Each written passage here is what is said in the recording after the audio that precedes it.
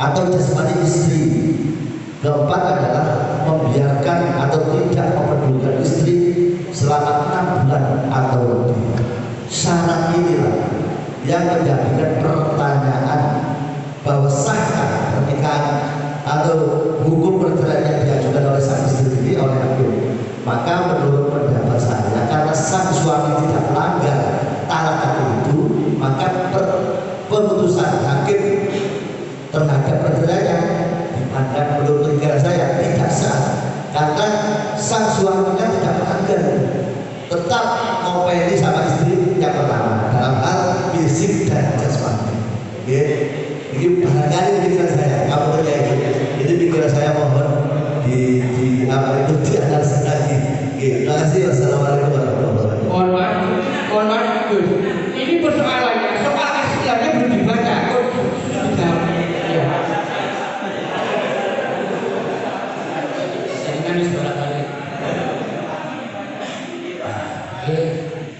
Nun sewu pasal 10 pimpinan dari yang dijelaskan oleh sekretaris BPN cabang tadi, saya kira deskripsi masalah dan permasalahan sudah paham semua. Namun kalau tadi itu belum masuk jawaban, dengan pun jawab ini karena begini, kalau umpama kita hanya berputar kepada deskripsi, tidak akan oleh masing-masing permasalahan. Nanti secara otomatis dengan adanya pertanyaan akan mulai berjalan sendiri. Saya kira seperti itu. Jadi lebih baik monggo langsung dilempar untuk pertanyaan saja. Nanti akan melebar dengan sendiri. Maka dia sebelum ya.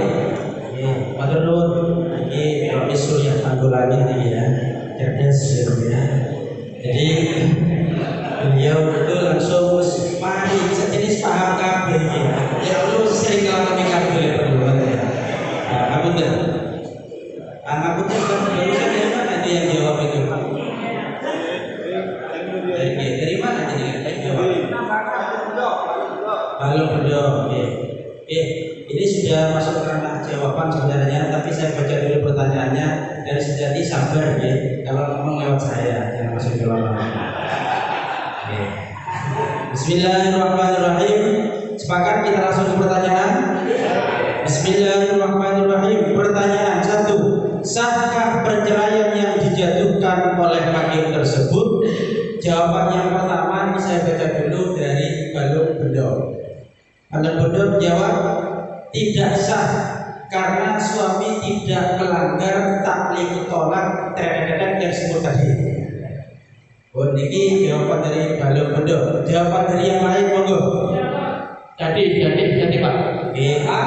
Biasa tadi dulu belakang dulu dari mana itu? Dari taman. Tidak boleh tanya ya, yang langsung jawab. 1. Vonis cerai harus setelah penetapan tidak mampunya suami menafkahi istrinya berdasarkan pengakuan suami, saksi atau pengetahuan hakim secara langsung, dan setelah memberi batas tenggang waktu selama 3 hari. B. Vonis cerai disebabkan tindak kekerasan suami harus berdasarkan bukti 2 saksi laki-laki. Terima kasih. Oke. Itu moderator jawaban dari Taman. Terima kasih. Nggih, dari Candi Gus nggih.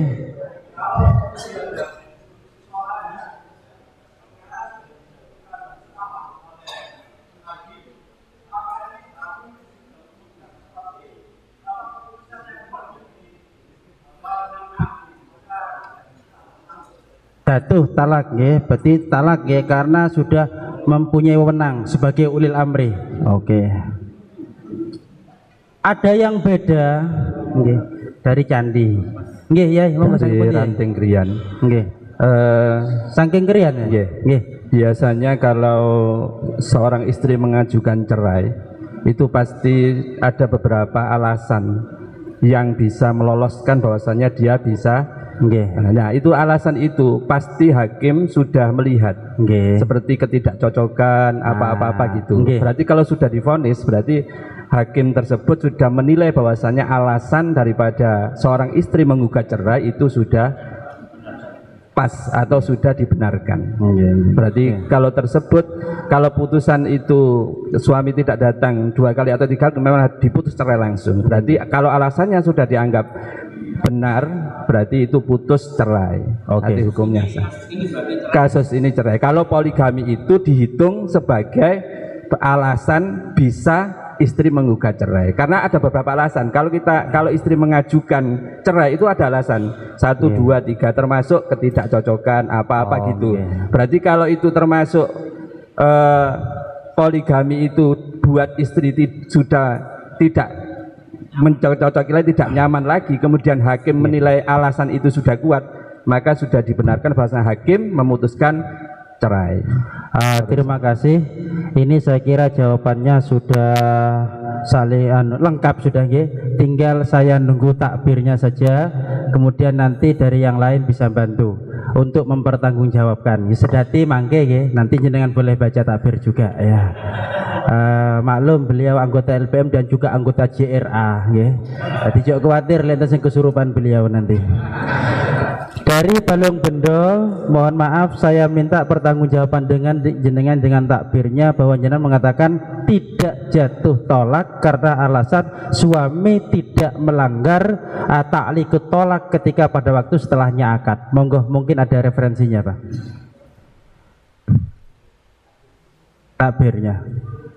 Nyusul nggih takbirnya nggih. Nggih, nyusul saya tunggu. Ya, tunggu sebentar lagi taman. Sekarang dari taman sambil nunggu Balung Bendo saya lanjutkan biar lebih cepat. Dari taman menjawab tidak sah ya. Kemudian bisa sah jika memang ada hal-hal yang memperbolehkan. 1 karena iksar bin nafkah, kemudian ada KDRT dan sebagainya. Monggo dibaca takbirnya. Terima kasih kepada moderator yang saya hormati. Dari taman menjawab tidak sah kecuali 1 sudah jelas iksar ya. Yang kedua terjadi tadoror atau bahaya kepada istri. Pertama saya bacakan yang masalah doror. Di sini saya ambil yang pertama dari masalah iksar tadi. Dari kitab Fathul Mu'in dijelaskan wala faskhah bi isari bi nafaqatin wa nahwiha au bi mahrin qabla subut i'sari ay zauj bi iqrarih, pengakuan dia iksar. Terus au bainatin tadzakkaru iksarul an, ada bayinah atau saksi bahwasanya zo itu dalam keadaan mu'sir, itu sudah jelas, atau dengan pengetahuan hakim. Selanjutnya saya jelaskan tentang referensi yang menjawab bahwasanya boleh kalau memang itu terjadi doror kepada istri. Di sini saya ambil dari kitab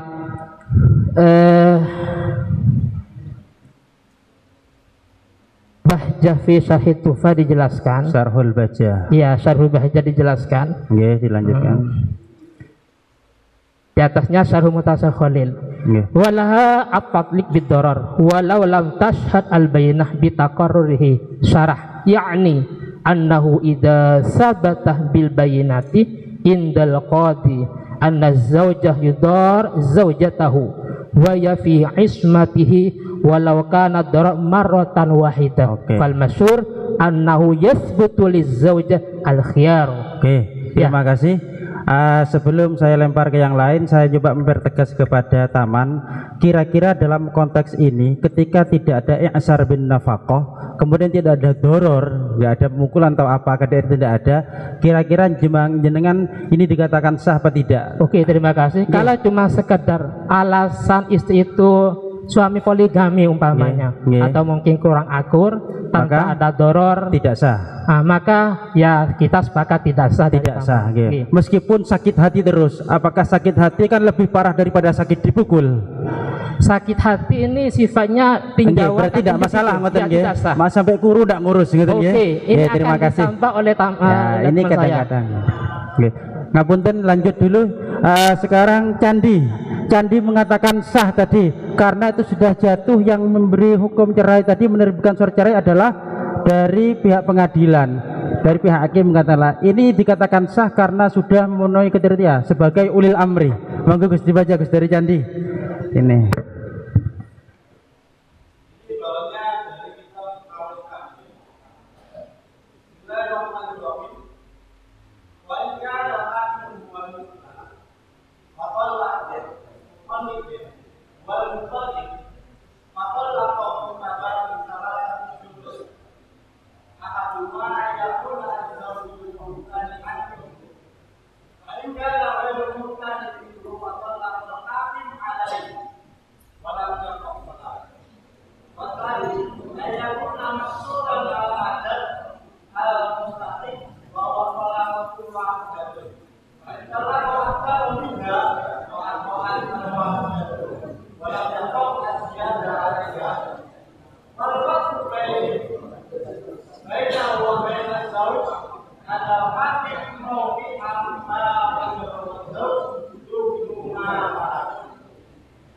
Kasusnya dibaca Gus yang awal tadi Gus. Enggak, kok enggak pas.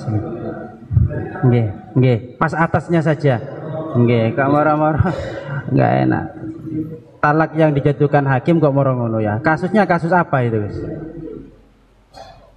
Awil kabir nggih. Bisa dicek mungkin ya. Dari sinten? Imam Al-Mawardi berarti Awil kabir. Oke. Nggih Gus, nggih, dibaca lagi, saya kurang nyambung gitu ya. Dereng nyambung dan jenengan, sami kali kula berarti.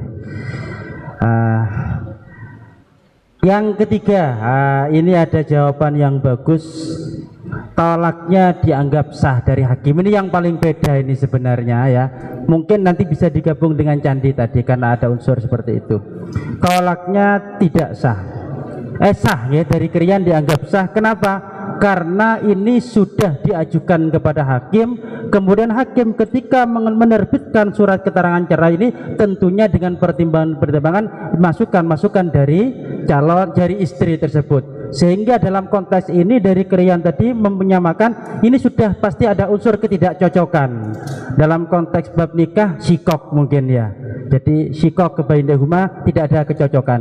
Mungkin ini yang perlu dibaca referensinya dari Krian. Monggo. Mboten bawa referensi. Apal kabeh yai kabeh soal niki pun ngeten nggih. Nggih.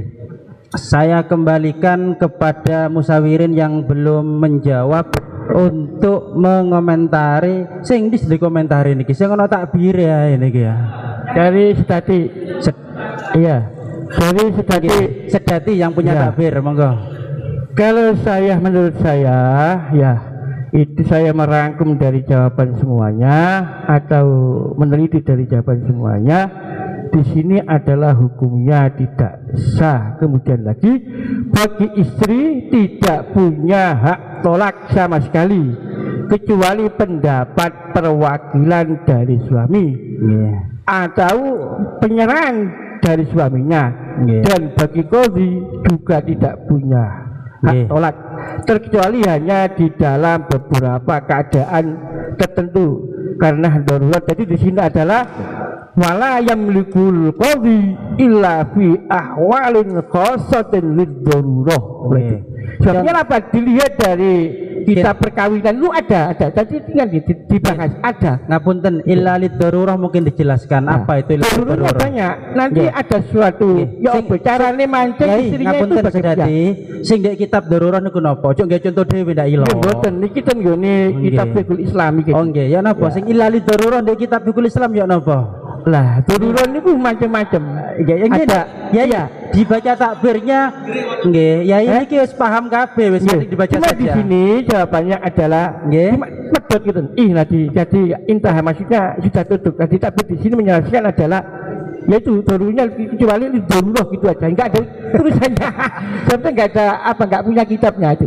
Makanya saya paksa karena saya tahu enggak ada itu.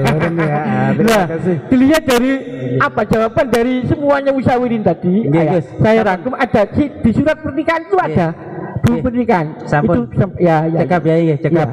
Ini sudah sampai muter-muter ya. Saya coba minta arahan dulu pada Prumus sebagaimana yang disampaikan Yai Mujib tadi. Ojo suwe-suwe ya, selak mari kok ya. Tapi yang jelas sudah ada beberapa jawaban yang masuk kepada kami, meskipun ada dengan berdasarkan tadi pandangan-pandangan ya, tapi itu juga ilmu bagi kami, masukan bagi kami.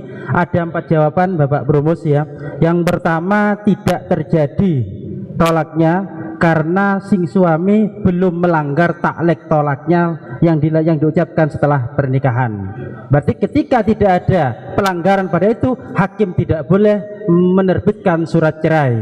Kemudian yang kedua juga tidak sah karena di konteks ini tidak ada unsur i'sarun nafaqah, kemudian tidak ada unsur KDRT atau doror kepada si istri.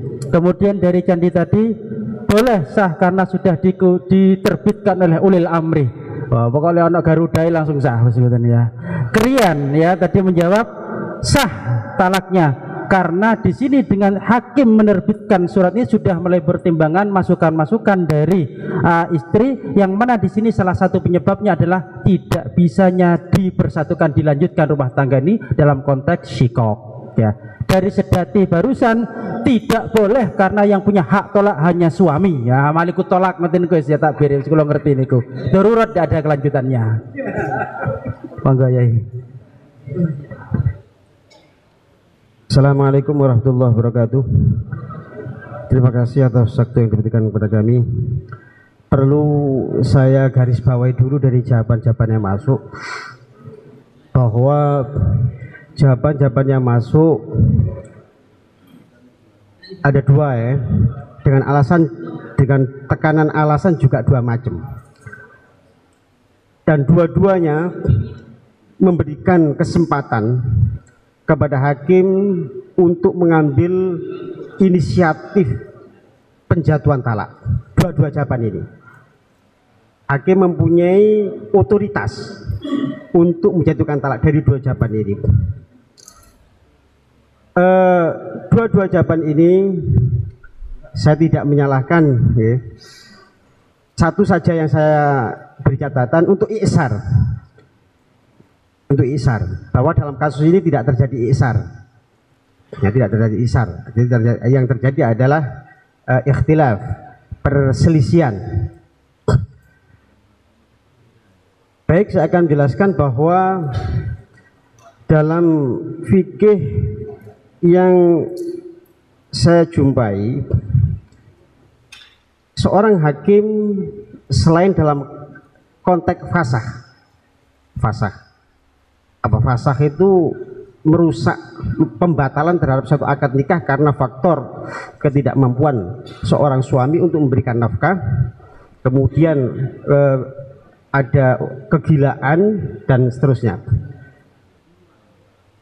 Selain dari faktor fasah ya, dari unsur fasah, maka tiga mazhab Syafi'iyah, Hanafiyah maupun Hanabilah ini tidak satupun yang memberikan otoritas terhadap hakim untuk menjatuhkan talak. Sekali lagi selain fasah, tidak ada otoritas.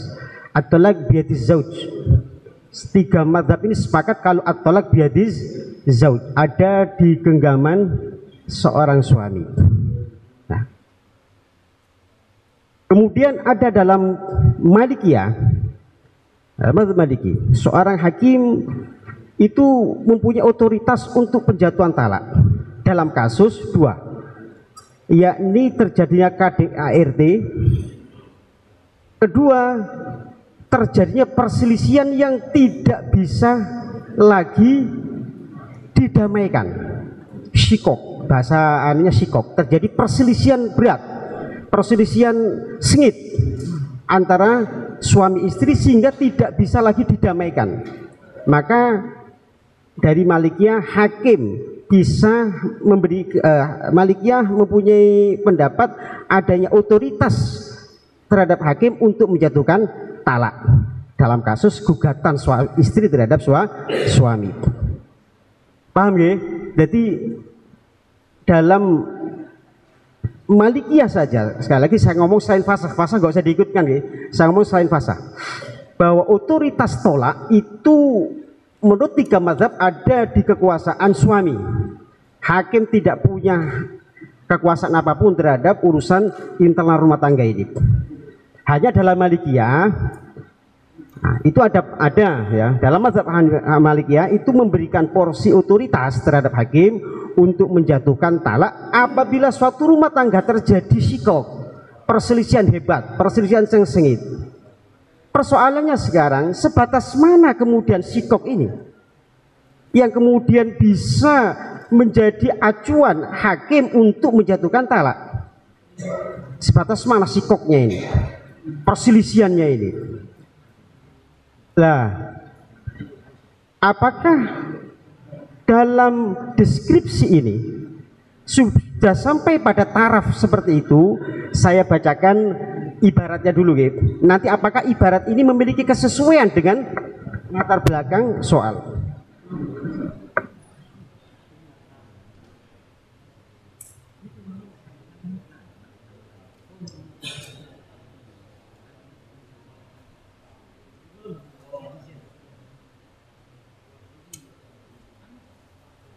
Kan ini Gus.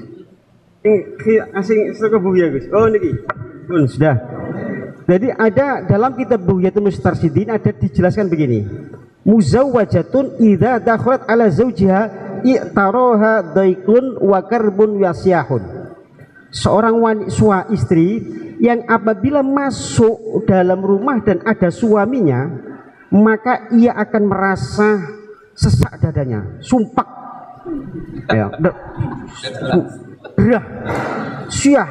Artinya dia dalam tekanan psikologis yang tidak nyaman karena keberadaan suami dalam rumah itu. Kondisi istri yang seperti ini, kemudian saya lanjutkan dulu. Wa idza kharajat min baiti sakana rauha. Tapi kalau dia keluar rumah, sak ketemu bojone, nyaman, tenang. Kondisi psikologis seperti ini tidak membuat seorang wanita berdosa seandainya tidak mau menyerahkan dirinya untuk digarap suami. Enggak berdosa, menolak. Hanya saja dia tidak berhak mendapatkan mu'nah, nafkah. Menggugurkan nafkah namun tidak berdosa. Artinya kondisi kejiwaan si istri yang sampai seperti ini sudah menurut saya tadi dengan persepsikan nanti dengan latar belakang masalah. Menurut saya ini sudah masuk kategori perselisihan yang layak hakim untuk hadir dalam persoalan ini. Yang ini perselisihan yang membuat psikologis istri ini sudah tidak nyaman lagi bersama suami, ini menuntut kehadiran hakim untuk ikut menyelesaikan persoalan rumah tangga ini. Inilah menurut saya apabila psikologis istri yang terjadi dalam kasus ini mencapai taraf seperti itu, maka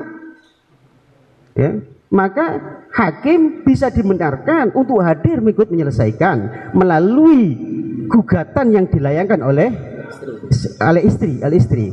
Nah, prosesnya kemudian setelah saya ngomong sudah masuk mazhab Maliki nih, dan mazhab Maliki di mana otoritas hakim ada dalam penyelesaian ini. Setelah ada pengaduan,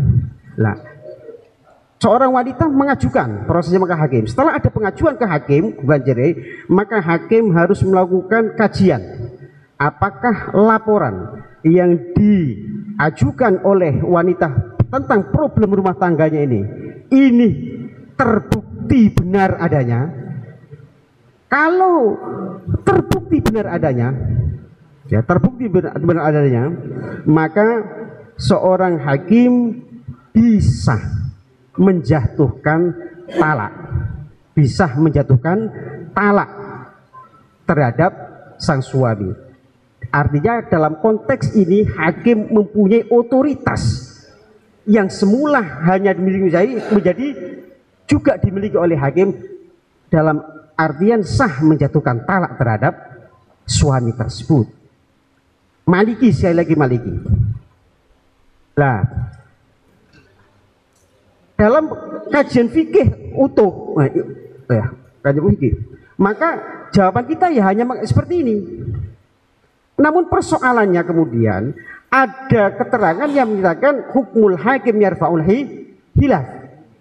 Bila keputusan hakim itu diambil melalui perbedaan pendapat yang ada, maka putusan itu akan mengamandemen, menghentikan, menyelesaikan semua. Keputusan yang sah adalah satu itu.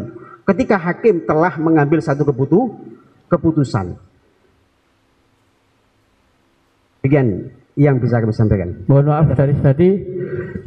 Kalau dari mungkin ya, Anwar tadi Pak. Mungkin ya. Di sini makan kan sudah dibahas tadi. Illa bi akhwal khoso tadi. Kasih Pak. Kula moderator kok sampean sing ngatur kula sih ya. Enggak ilok ya. Kurang ngopi nih iki. Ngapunten. sedati pun paham ta nggih sing dijelasaken. Ojo semangat tok tapi gak ngrungokno malah ngelu kula ndas iki ya. Pun. Nggih, mari tukaran boleh mang boleh nih. Ngapunten ya. Jadi dari ada gambaran dari Bapak Promus barusan ya. Ini kalau kita melihat daripada konteks tiga madhab ya, Malikiyah, Syafi'iyah, Hanafiyah, kemudian Hanabilah, tidak ada otoritas untuk memperbolehkan menjatuhkan cerai dari hakim. Kemudian ada dari konteks Malikiyah, ini secara umum mawon, nanti rumusannya seperti yang jelaskan Pak Promus. Ada dari bahasa hakim itu, dari Malikiyah itu, ada hakim itu boleh menjatuhkan talak jika satu terjadi KDRT. Kemudian yang kedua, kemudian terjadi syikok.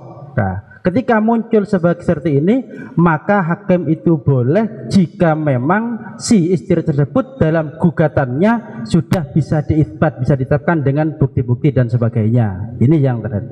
Kemudian mengenai konteks bisakah ditarik pada madhab Malikiyah? Jelas bisa, karena sebagaimana dibacakan oleh Bapak Promus tadi di dalam kitab Bughiyah semacam itu. Lek wis enggak enak, enggak tenang hati, enggak nyaman, ono umah sumpek, ngopi nang warung kok seger. Nah, ini beda lagi. Maka ini diperbolehkan sampai mengarah kepada sana. Meskipun di sana itu tidak wajib kan ya, dalam konteks tidak wajib mu'nah dan sebagainya. Nah, dari sini kira-kira apa yang tidak disepakati? Nggih, satu. Mungkin sedati dulu lah, sedati semangat. Sedati monggo. Maksudnya apa? Maksudnya dari rumusan gambaran rumusan tadi Bapak Promus napa sing mboten setuju? saya setuju. Oh, Kalau sampun Yai, cekap setuju. Wis enggak dawa. Nggih Yai, nggih. Nggih, terima kasih. Mentang-mentang JRA iki ya. Jadi untuk masalah khilafiyah tadi juga saya punya dari yang fikul Islami, Nggih, taman fikul Hanabalah, Islami. Syafi'i dan juga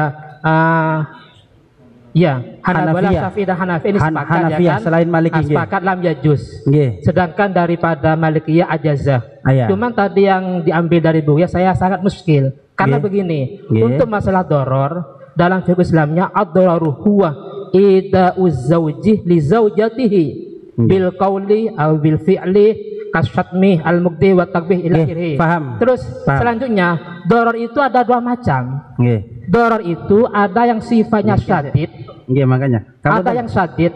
Ngapunten ya. Nggih, yang saya Dalam- tanyakan Nggih, moderator. paham Tadi jenengan. kalau cuman sekilas suami masuk rumah umpamanya istri merasa Ya. nggak nyaman. Ini kan apa ya? Saya pertegas pada jenengan, apakah konteks yang ada di dalam kitab Bughiyah tadi ya, muzawwajah tadi, Ya. itu sudah masuk dalam tahapan doror yang sehingga di sana bisa muncul bahasa syikok gitu. Ya makanya doror itu ada Nggih. dua. Lagi berarti cara jenengan dalam Nggih. kitab Bughiyah sepakat apa tidak? Kurang sepakat. Oh, kurang Nggih. sepakat. Ketika Nggih, Pun. Nggih, Pun. dibandingkan nggih. sepakat pun karena jenengan punya ta'rifnya doror bi fi'lin au qaulin.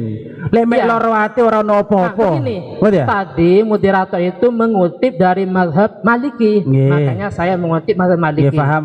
Ya. Oke, saya kembalikan pada Bapak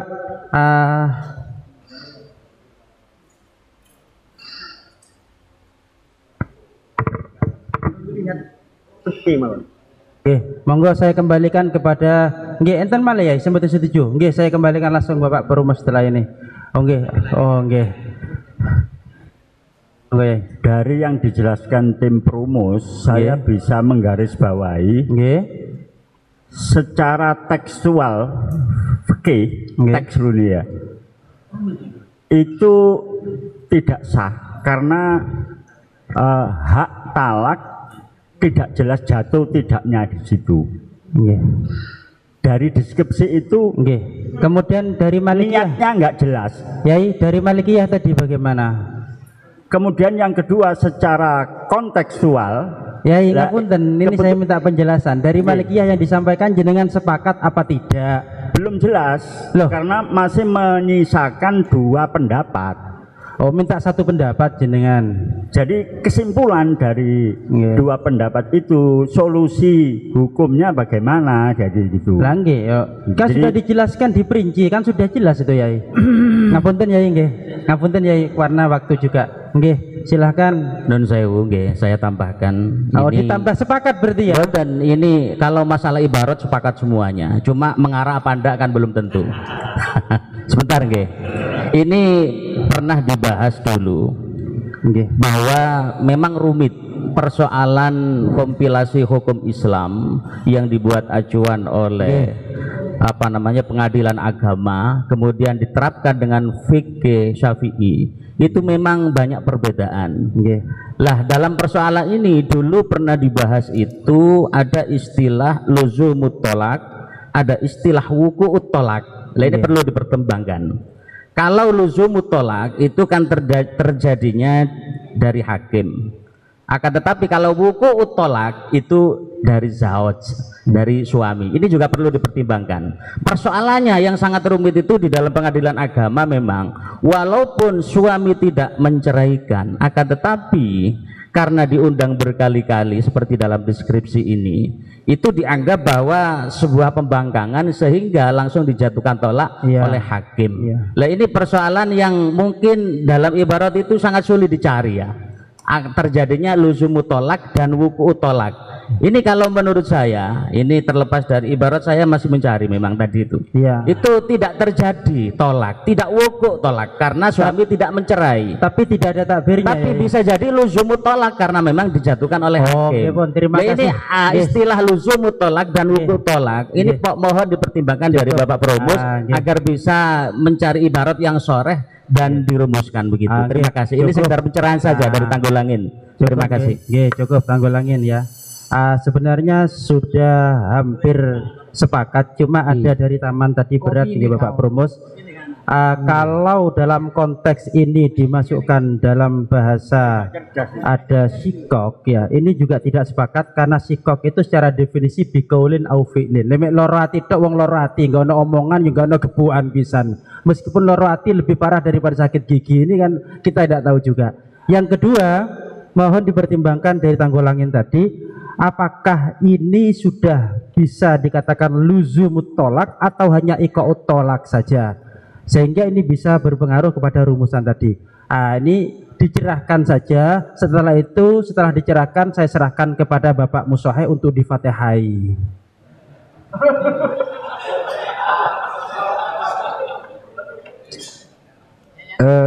Saya ulangi kembali, saya tadi kan ngomong bahwa dalam mazhab Malikiyah itu ada otoritas hakim untuk menjatuhkan tolak melalui persoalan syikok dan doror. Tadi saya lagi jenengan pahami ada syikok, ada doror. Jadi nggak perlu disikapi satu dorornya. Ma huwa syikok. Sekarang apa yang disebut syikok? Wa aniza asyadid bisababi ta'ni fil karomah, perselisihan yang sangat sengit ya, yang disebabkan adanya ungkapan menyakitkan yang sampai membuat bisa ta'ni, entah ungkapan atau tindakan yang sampai membuat kedudukan zaujah itu menjadi tidak terhormat. Jadi asyikok maksudnya, asyikok secara definisi ia aniza asyadid bisa babit ta'ni fil karomah, perselisihan yang sengit disebabkan karena satu persoalan yang itu kemudian bisa membuat zaujah menjadi atau zauj menjadi zaujah lah dalam kasus ini ya, karena hakim yang memberikan tolak menjadi sangat merasa direndahkan. Dari definisi ini ya, definisi sikok tadi, perselisihan tadi, saya juga tidak memastikan apakah dalam latar belakang ini sampai mencapai tahap begini. Dari definisi ini ditemukan polanya, dalam Bughyatul Mustarsyidin, di mana seorang zaujah apabila sudah dalam kondisi psikologis yang sudah tidak betah dengan suaminya, ini masuk dalam kategori sikok. Dari definisi itu belum menemukan polanya ya, apa sih anizaknya itu. Nah, ini kemudian diterjemahkan dalam Bughyatul Mustarsyidin, digambarkan dalam Bughyatul Mustarsyidin. Dari sini kemudian saya juga tidak, ya sekali lagi saya tidak memastikan. Tadi saya ngomong apabila kan begitu. apabila tidak memastikan apakah dalam soal ini sampai ke sana atau tidak, saya tidak memastikan tadi. Jawaban saya tadi apabila kejadian yang tertulis dalam soal ini sampai pada tahap seperti yang ada dalam Bughyatul Mustarsyidin, maka baru dibenarkan, kan begitu. Tadi saya tidak memastikan bahwa ini sanda. Tidak memastikan. Jadi apakah yang dalam soal ini saya tidak memastikan. Kalau memang karena saya tidak tahu kejadiannya, ya saya tidak tahu kejadiannya.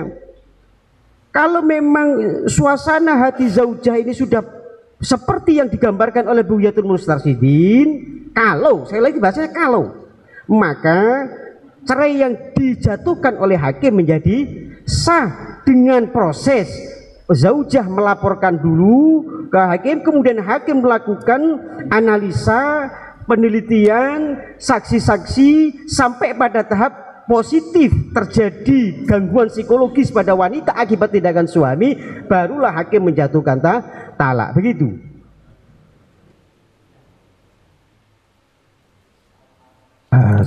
Kalau tak nambahi sedikit bahwa apa yang disampaikan oleh utusan Tanggulangin itu hanya keputusan dari sebuah hukum, bahwa ketika hukum itu jatuh dari suami itu namanya hukum tolak, tapi ketika itu ketetapan dari hakim itu luzumut tolak.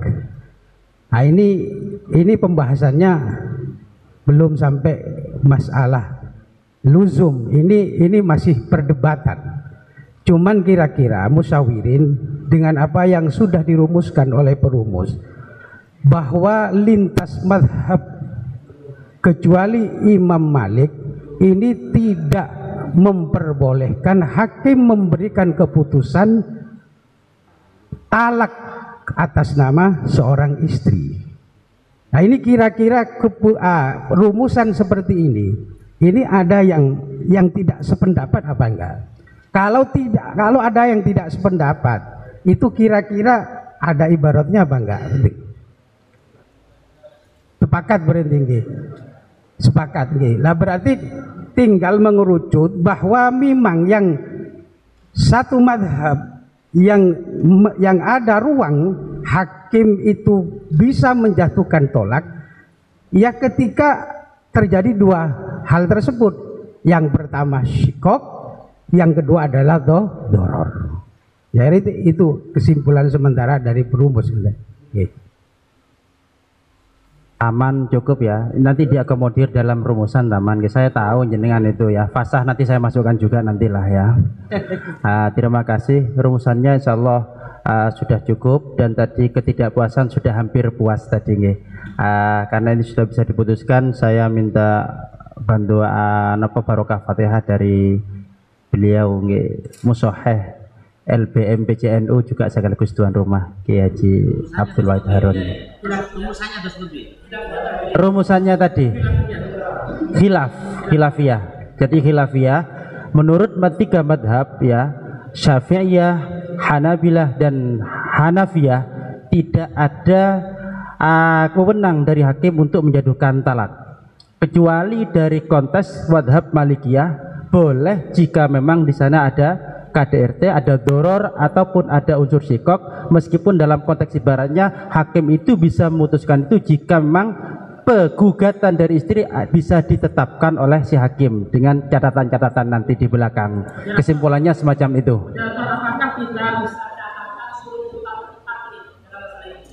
Oke, nanti kalau memang perlu kita sampaikan nanti. Terima kasih. Ngapunten Yai. Mugi-mugi kesepakatan kita dipun ridani dening Allah. Lan sing paling penting muga-muga sing rawuh ni bek beno kepingin poligami disetujui kali rakyate. Al-Fatihah.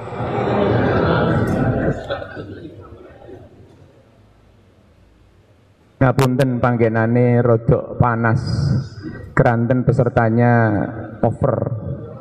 Dari jumlah pendaftar mestinya sekian, mila dipadosaken panggenan teng mriki ternyata peminatnya luar biasa, mungkin gara-gara pertanyaan ini rada urusan payu-payuan. Ngapunten ingkang kuwatah nggih, ben menawa kirang nyekecakaken dhateng panjenengan. Alhamdulillah, satu permasalahan sudah kita selesaikan, dan beliau Yai Wahid tadi menyampaikan ini kuatah niki komisi favorit katanya. Insya Allah materinya bagus, benjing-benjing lenten maling kaya iki sing dibahas pun nggih. Bismillahirrahmanirrahim. Melanjutkan pada pertanyaan yang kedua, ini monggo bagaimana? Yang kedua, bagaimanakah cara mereka untuk rujuk? Kira-kira dari pertanyaan ini ada yang mau mempertanyakan atau bagaimana, atau langsung dibagaimanakan soal ini? Dalam adem dengan rumusan tadi ya. Ya, yang lain selain taman monggo. Ini dari taman. Oh nggih, candi. Takbire sampai nyusul Gus, tantene sampai buyar sampai Fatihah Gus ya. Nggih. Mau apa jenengan Gus?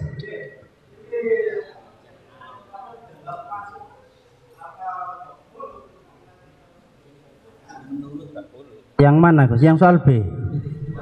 Nggih. Ya apa Gus pertanyaannya? Nggih.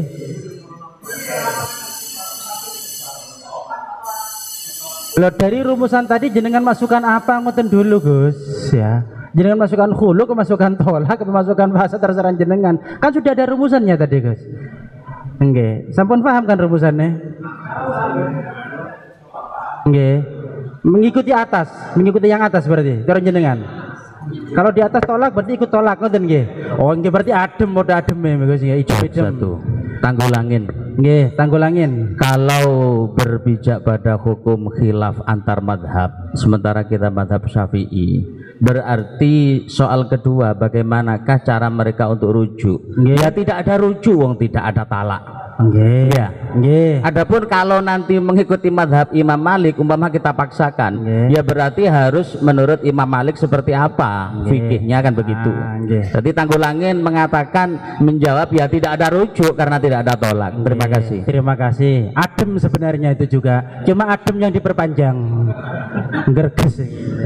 Ano kopi ini. Kurang kopi ini. Kurang kopi ini. Paham. Mboten pati cerdas. Enten malih. Sampun nggih. Tadi ya dalam ya. Oh ngoten dah. Nggih. Napa niku Yai? Kok balik kucing nggih, nggih adem niku berarti. Tadi iki lah ya. Tadi sama idem. Nggih, ya napa tadi sama idem sebab yang dipakai oleh persoalan adalah boleh menurut Imam Maliki. Sampun Yai, tak ketoke kula ya. Berarti untuk jawaban yang kedua sebenarnya idem dengan jawaban yang pertama, cuma dari Tanggulangin tadi lebih diperjelas lagi idemnya seperti apa. Di sana menawarkan bahwasanya kalau kita berangkat dari madhab Syafi'i saja berarti ya tidak ada rujuk, mau rujuk bagaimana, wong masih istrinya, karena hakim tidak punya otoritas. Kemudian kalau berangkat dari madhab Malikiyah ya harus ada akad lagi, tidak harus rujuk, apakah bagaimana menyesuaikan dengan konteks yang ada di Syafi'iyah, lain Malikiyah. Seperti itu guys, sepakat nggih? Nggih pun, saya langsung kembalikan pada perumus Fatihahnya saja. Al-Fatihah.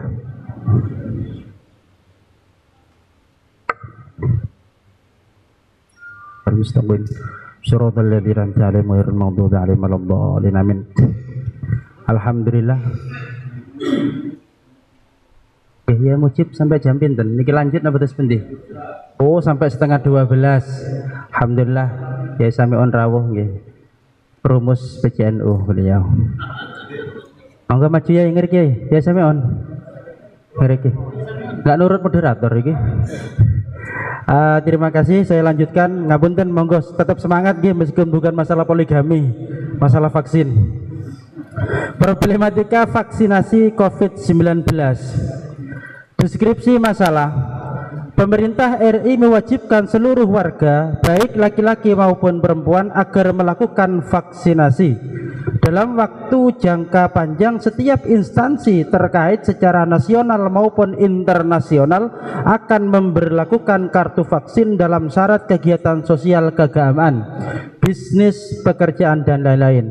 Alhamdulillah beliau Yai Syihab Rawuh, Yai Syihabuddin Soleh, beliau ketua LBM Perumus Plus Musaheh LBM BCNU. Nggih Yai, monggo. Gus Ulun monggo. Nggih, lanjut Yai nggih. Nggih. Dari deskripsi masalah ada yang masih iskal atau janggal, mungkin butuh tahqiqul masalah, monggo. Dari yang belum ya.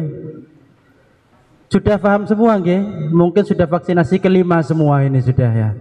Saking pahami. Berarti sudah ya, langsung ke pertanyaan saja. Sepakat? Oke, pertanyaan. Bagaimana hukum vaksin menurut fikih? Dari pertanyaan ini mungkin ada yang mau diklarifikasi atau bagaimana? Monggo. Tidak ada. Oh, kebelet jawab kabeh. Nggak ada yang sepakat? Monggo. Yang mau menjawab pertanyaan pertama saya buka cermin jawaban.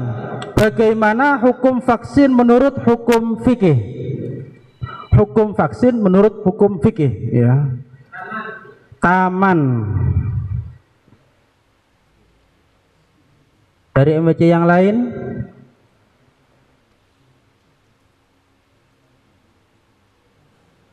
Tanggulangin? Menyusul. Candi, Waru, Sedati, Korong, Jabon. Nggih, Yai. Oh nggih, nggih niki beliau badhe ngomong. Assalamualaikum warahmatullahi wabarakatuh. Pangapunten telat niki. Nembe saking Jawa Tengah langsung mriki. Pertama kaitan dengan vaksin niki wonten juga saking PWNU Kiai Saiful Anwar.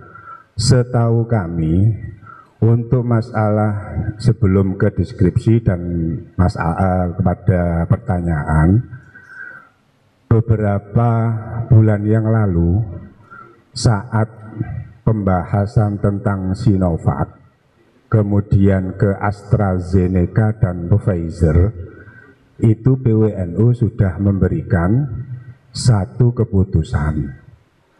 Pertanyaan kula niki kira-kira monggo niki enten ketua bagian masail yang diniyah, koordinator nih. Kita kembali kepada musyawirin bahwa untuk keputusan vaksin PWNU yang juga pada waktu itu kami ikut di dalamnya, Kiai Saiful Anwar juga ikut setahu kami. Tidak ikut sih. Perumus malah, musokheh malah. Nggih. Di situ pertama memang pembahasan AstraZeneca, Sinovac, terus pengembang kepada AstraZeneca dan Pfizer.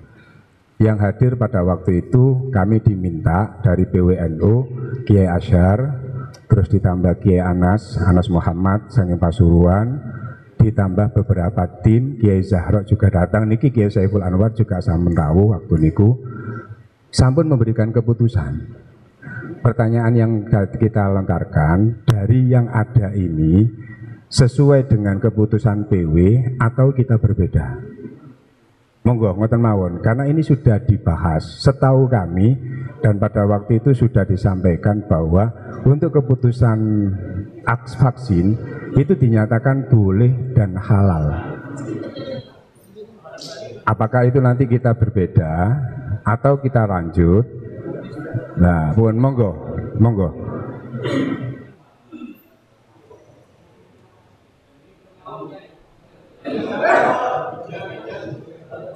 Nggih, ngapunten. Angkat tangan nggih pun geruweng nggih, nggak ketemu ya. Ada penawaran dari beliau Musaheh ya, Ketua LBM PCNU. Niki mau dibahas lanjut ya atau kita mengikuti keputusan yang ada di PWNU. Dalam nggih sing menang berarti wis PWNU. Sing angkat tangan kula mboten ngertos. Monggo yang ada di pintu. Saking pundi, Bang? Nggih, monggo gedangan. Nggih. Siap. Nggih, monggo yang angkat tangan tok sing tak kei, monggo. WNO. Nggih, sampun, Bah. Nggih, ternyata sama saja menang ngajung dok kalian jenengan nggih. Ngapunten. Ya siap, mungkin bisa dibacakan nggih keputusannya. Ampun, sepakat ikut PWNU semuanya. Corona ndak siap kabeh tak bire. Padha mbek aku.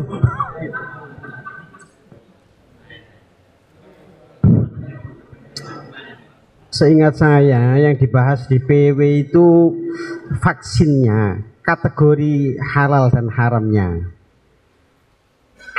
Yang kemarin diisukan ada enzim babinya itu. Kemudian bagaimana, apakah status ini halal dan haram vaksin ini, itu seingat saya dibahas di PW. Dan itu kemudian menjadi logo pemerintah, vaksin aman dan halal itu, karena setelah ada putusan dari PW ditindaklanjuti oleh MUI. Lah, dalam kasus kita ini adalah terkait pemerintah mewajibkan kepada warganya untuk vaksin. Begitu soalnya, saya juga lali kamu core.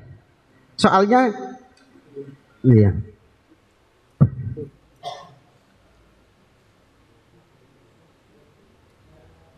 Jadi pertanyaannya bagaimana hukum vaksin, ya? Ini kalau dibaca dari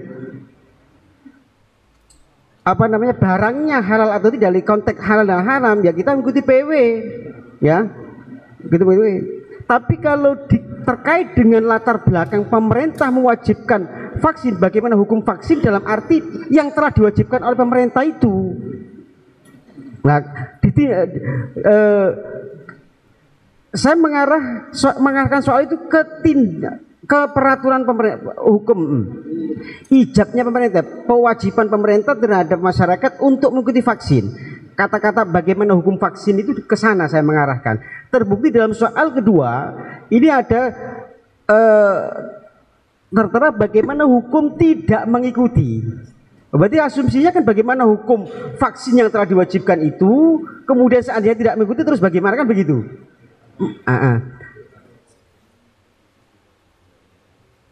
Kalau boleh saya bacakan hasil keputusan PWNU Jatim nomor 859 PW A Romawi 2 /L/3 berarti bulan Maret tahun 2021 tentang hukum vaksinasi COVID-19, bahwa vaksinasi COVID-19 di sini kalimatnya nggih, kula mboten mengurangi, mboten menambah, bahwa vaksinasi COVID-19 wajib diikuti /ditaati. Niki keputusan PW. Dengan alasan 1, ikhtiar menghindarkan diri dan orang lain dari potensi bahaya dalam kurung penyakit adalah kewajiban bersama sebagai warga negara Indonesia.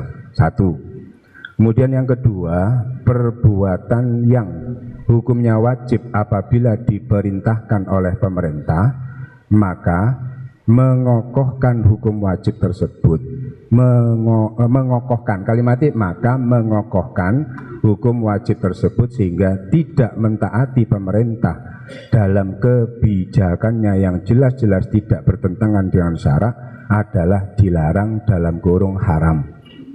Namun kejawab nggih. Kemudian yang ketiga, vaksinasi sebagai upaya menghentikan penyebaran COVID-19 merupakan upaya paling efektif, karena itu harus lebih diutamakan dan diprioritaskan. Kemudian yang keempat, jenis vaksin yang telah direkomendasikan oleh Menteri Kesehatan Republik Indonesia adalah suci, sebab pada produk akhir tidak terdapat kandungan unsur najis sama sekali, sebagaimana AstraZeneca, Sinovac, dan lain-lain. Yang kelima, dalam program vaksinasi ini agar pemerintah mulai pusat sampai yang paling bawah menyelenggarakan dengan sepenuh hati, jujur dan bertanggung jawab. Ibarah yang dimunculkan adalah yang pertama dari tafsir Murahil Abid, nah, kemudian At-Tibbun Nabawi li Abi Nu'aim Al-Asfihani, kemudian Sahihul Bukhari, Nihayatuz Zain, kemudian Al-Fiqhul Islami wa Adillatuh, kemudian lagi Tuhfatul Muhtaj, Al-Mausu'ah Al-Fiqhiyah Al-Kuwaitiyah, sudah ditandatangani oleh Rois Syuriah, kemudian Katib Kiai Rois, Kiai Anwar Mansur, Katib Kiai Safruddin Syarif, Ketua Kiai Marzuki Mustamar, Sekretaris Kiai Profesor Muzaki, Kak Profesor di sini aku kok. Profesor Muzaki apa iki wis ngoten niku lah pun Ahmad Zaki nggih. Lah niki monggo kalau saya kembali ke pimpinan silakan ditawarkan. Matur nuwun. Cekap nggih. Nggih, rumusannya sudah panjang tadi, ibaratnya juga sudah lengkap tadi. Untuk kesahihannya sudah difatihai oleh beliau-beliau Rois Syuriah PWNU. Insyaallah pun yakin pun ngeten nggih. Nggih. Apa niki difatihai malih teng mriki? Keputusannya merujuk kepada keputusan PWNU. Ngoten nggih kesepakatan nggih? Sepakat Fatihah ya. Fatihah sepakat nggih. Mbon nggih. Al-Fatihah. Bismillahirrahmanirrahim. Alhamdulillahirabbil alamin. Ar-Rahmanirrahim. Maliki yaumiddin. Iyyaka na'budu wa iyyaka nasta'in. Ihdinas siratal mustaqim. Shiratal ladzina an'amta 'alaihim ghairil maghdubi 'alaihim waladdallin. Amin. Niki ketua PC apa LPM PCNU ini membawa adem, datang langsung sepakat nggih. Bisa ke Rois Syuriah yang akan datang beliau ini. Nggih, ngapunten kula mboten sponsor, cuma bisa gitu saja. Oh, difatihai lagi. Rois Syuriah. Mboten yai, sebetulnya kalau memang pertanyaan sudah dibahas di PW dan keterangan sudah jelas, lu kok dibahas lagi di PC? Berarti panitia ini memasukkannya yang kurang jeli dan kurang cerdas. Masya Allah. Kurang kopinya. Memang lebih cerdas. Rois Syuriah tanggulangin deh. Takbir ya. Iya. Ambilnya mau konco dhewe beliau ya. Bismillahirrahmanirrahim. Pertanyaan yang pertama sudah selesai. Kemudian yang kedua bagaimana? Sudah juga nggih? Nggih. Saya baca dulu. Ya iya Fatihah mana saya baca dulu soalnya. Oke. Bagaimana hukum tidak mengikuti vaksin padahal itu perintah dari pemerintah, hukumnya mengikuti keputusan PW? Sepakat? Sepakat. Fatihah ya. Sepakat nggih. Mentolong jawab Rois Syuriah yang gedangan ya we. Tanggulangin. Sebenarnya niki sampun di-share Gus. Sudah di-share ke semua termasuk ke PC juga. Tetapi kemudian apakah masing-masing Rois dari MWC dapat? Kula mboten semerap. Tapi yang jelas ini sudah. Sampun nggih sepakat nggih? Al-Fatihah. Rahmanirrahim. Alhamdulillahirabbil alamin. Arrahmanirrahim. Maliki yaumiddin. Iyyaka na'budu wa iyyaka nasta'in. Ihdinas siratal mustaqim. Siratal ladzina an'amta 'alaihim waladdallin. Amin. Untuk yang ketiga ini tolong jangan sepakat-sepakat lagi ya. Ya, disiapkan takbirnya. Sing sepakat-sepakat get mang ono takbire iki berarti. Yang ketiga, dalam ibadah haji dan umroh ada salah satu syarat yaitu harus vaksin. Padahal orang tersebut mempunyai riwayat penyakit penyerta. Apabila divaksinasi dimungkinkan 50% terjadi kematian, juga bisa kebal virus corona. Apakah boleh? Wah niki nyambung niki ya. Jadi Napa deskripsi masalah mu'taridah niki namanya. Apakah boleh memalsukan Iya. Apakah boleh memalsukan kartu vaksin dengan bertujuan melakukan ibadah rukun Islam kelima dan menjaga kelangsungan hidup tanpa vaksin? Dari deskripsi masalah sudah paham, nggih. Nggih. Tinggal pertanyaan ini sudah, insya Allah pun paham sedanten jenengan. Mungkin jenengan kalau tanya malah saya tidak paham, lebih paham jenengan tentang ini mungkin. Sekarang saya minta takbirnya saja. Monggo dari Uwaru Taman, Masya Allah, Rais Surya Taman, mantune Rais Surya. Monggo Yai Zainal, ini sahabat saya, monggo.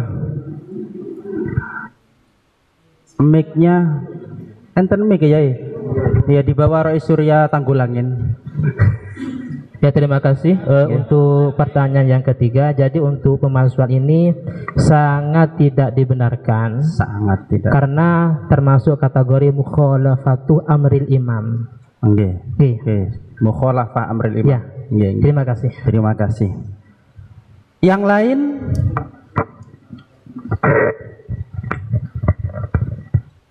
Bagaimana sambil nunggu saja. Ini jawabannya bukan hanya tidak benar, sangat tidak benar ya.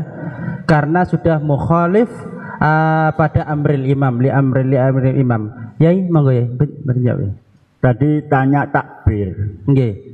PWNU sudah punya takbir. Kita sudah sepakat sama dengan PW. Sak takbire pisan. Nggih, Yai. Sampun. Takbirnya tadi sudah disebutkan ya. Tapi kalau masalah ini kan beda ya, mungkin ada perbedaan, mungkin ada tambahan atau bagaimana. Kalau di PWNU takbirnya sudah banyak tadi, termasuk di Marahil Labid ya, karya Imam Syekh Nawawi tadi sudah ada. Dari Taman saya minta pertanggungjawaban saja. Yang lain mungkin bisa membantu atau apalah nanti ya. Sangat tidak dibenarkan karena sudah mukhalif li amril imam. Monggo takbirnya. Ya, terima kasih. Mic-nya diambil lagi. Ya, terima kasih. Pengertian sangat tidak dibenarkan, istilah lain mengertikan dosa. Dosa. Ya. Karena termasuk wajib taat pada imam dohiran wa batinan. Dalam konteks ini dohir dalam batin. Konteks ini dohir batin. Ya. Saya bacakan dalam kitab Bughyah. Ini mungkin sudah takbir langganan. Dalam Mas'alah Tukaf Al-Qurdi, yajibu imtisalu amri imam fi kulli ma lahu fihi wilayah ila angkol wa in kana al-ma'mur bihi mubahan aw makruhan aw haraman lam yajib imtisalu amri. Terus summa mala ilal wujub fi kulli ma amara bihil imam walau muharraman lakin dan faqat wa ma'adahu. Kalau sifatnya bukan muharraman, maka di sini ingkana fi maslahatun amatun wajabah dohiran wa batinan. Karena ini sifatnya bukan amrul maksiyah, ya, tapi amrul lil khair, dan itu ada nilai-nilai maslahatun amah. Maka wajib taatul imam dohir wa batin. Pengertian batin artinya ketika kita mukhalafah, maka ini termasuk kategori dosa. Terima kasih. Oke. Karena tidak mukhalafah ngoten mawon nggih. Mungkin ada ditambah ya. Enggak ada nggih. Di sulam sebenarnya maksiatul badan sebenarnya nggih. Mukhalif amrul imam mungkin bisa tambah atau bahkan ditambah itu saja. Sepakat nggih, saking sebelah kanan monggo. Ya Bon. Monggo. Atau ada yang lain? Sepakat Bon nggih? Lek sepakat langsung saya serahkan kepada enten pundi? Angkat tangan. Masya Allah. Nggih Yai. Waduh Masya Allah niki lazisnu. Nggih. Sing duwe-duwe monggo Yai.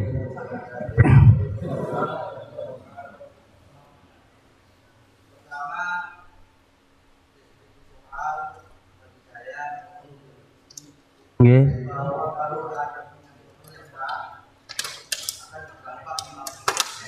Nggih.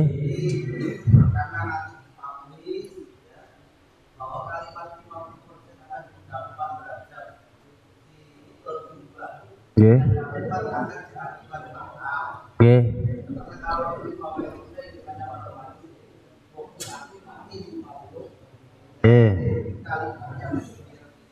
Oke, terus sampun yang kedua. Terkait pemalsuan yang sudah disepakati oleh pihak tadi, kan sudah menjadi pemalsuan yang sudah masuk wilayah ranah pidana. Oke, terus. Memalsukan saksi ini, itu sudah terbenar daripada. Kemudian akhirnya kan nanti terkuat di dalam apa namanya tabir dari barunya itu sampai secara azana normnya ada, kemudian juga disertai dengan peraturan pemerintah di dalam Masalah urusan vaksinasi. Oh, nggih. Oh, nggih. Nggih. Nggih, pemerintah pidana. Nggih. Nggih, masukan nggih. Nggih. Nggih, terima kasih. Nggih. Wonten-wonten malih.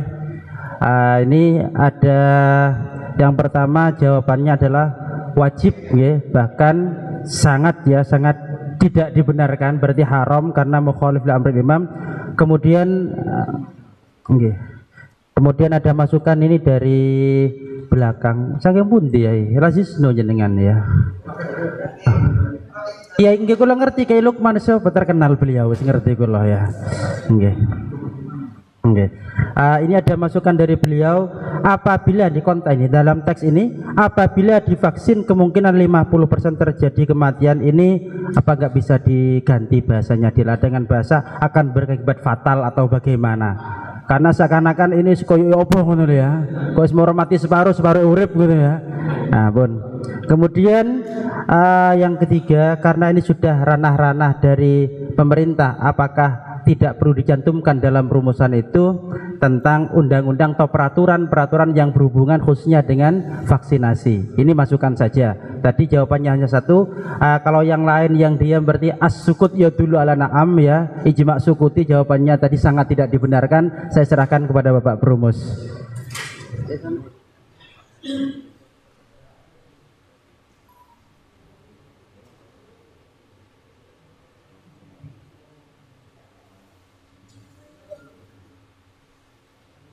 Apa?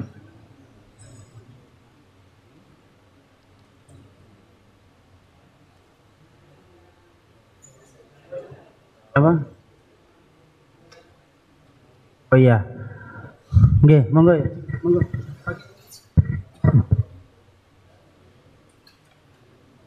Ngapunten, ini untuk soal yang nomor 5. Kami hanya ingin mau memastikan sebelum masuk jawaban.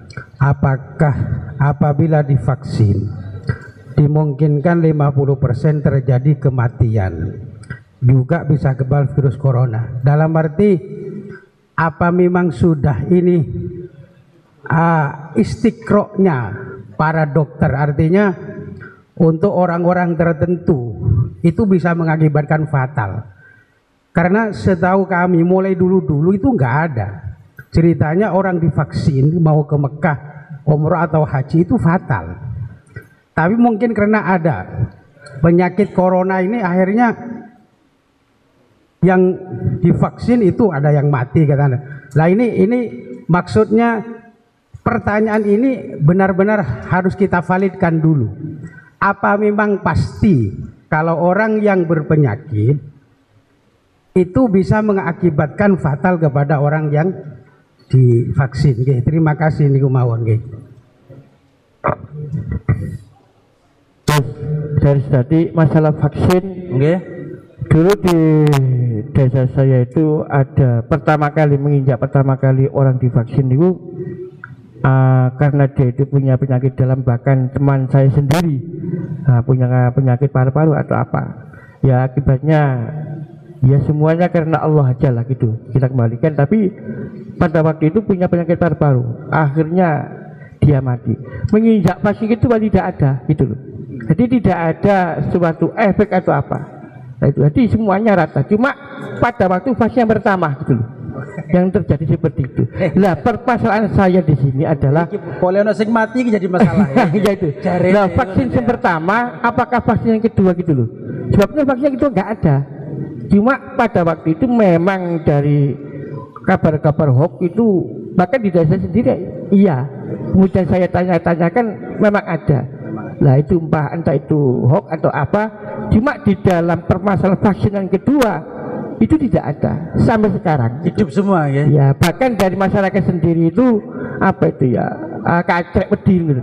Takut masalah vaksin itu. Sampun. Ada lagi mungkin masukan-masukan ya. Niki sambil nunggu perumus yang lagi merumuskan rumusan. Coba Tanggulangin. Masya Allah. Monggo. Surya.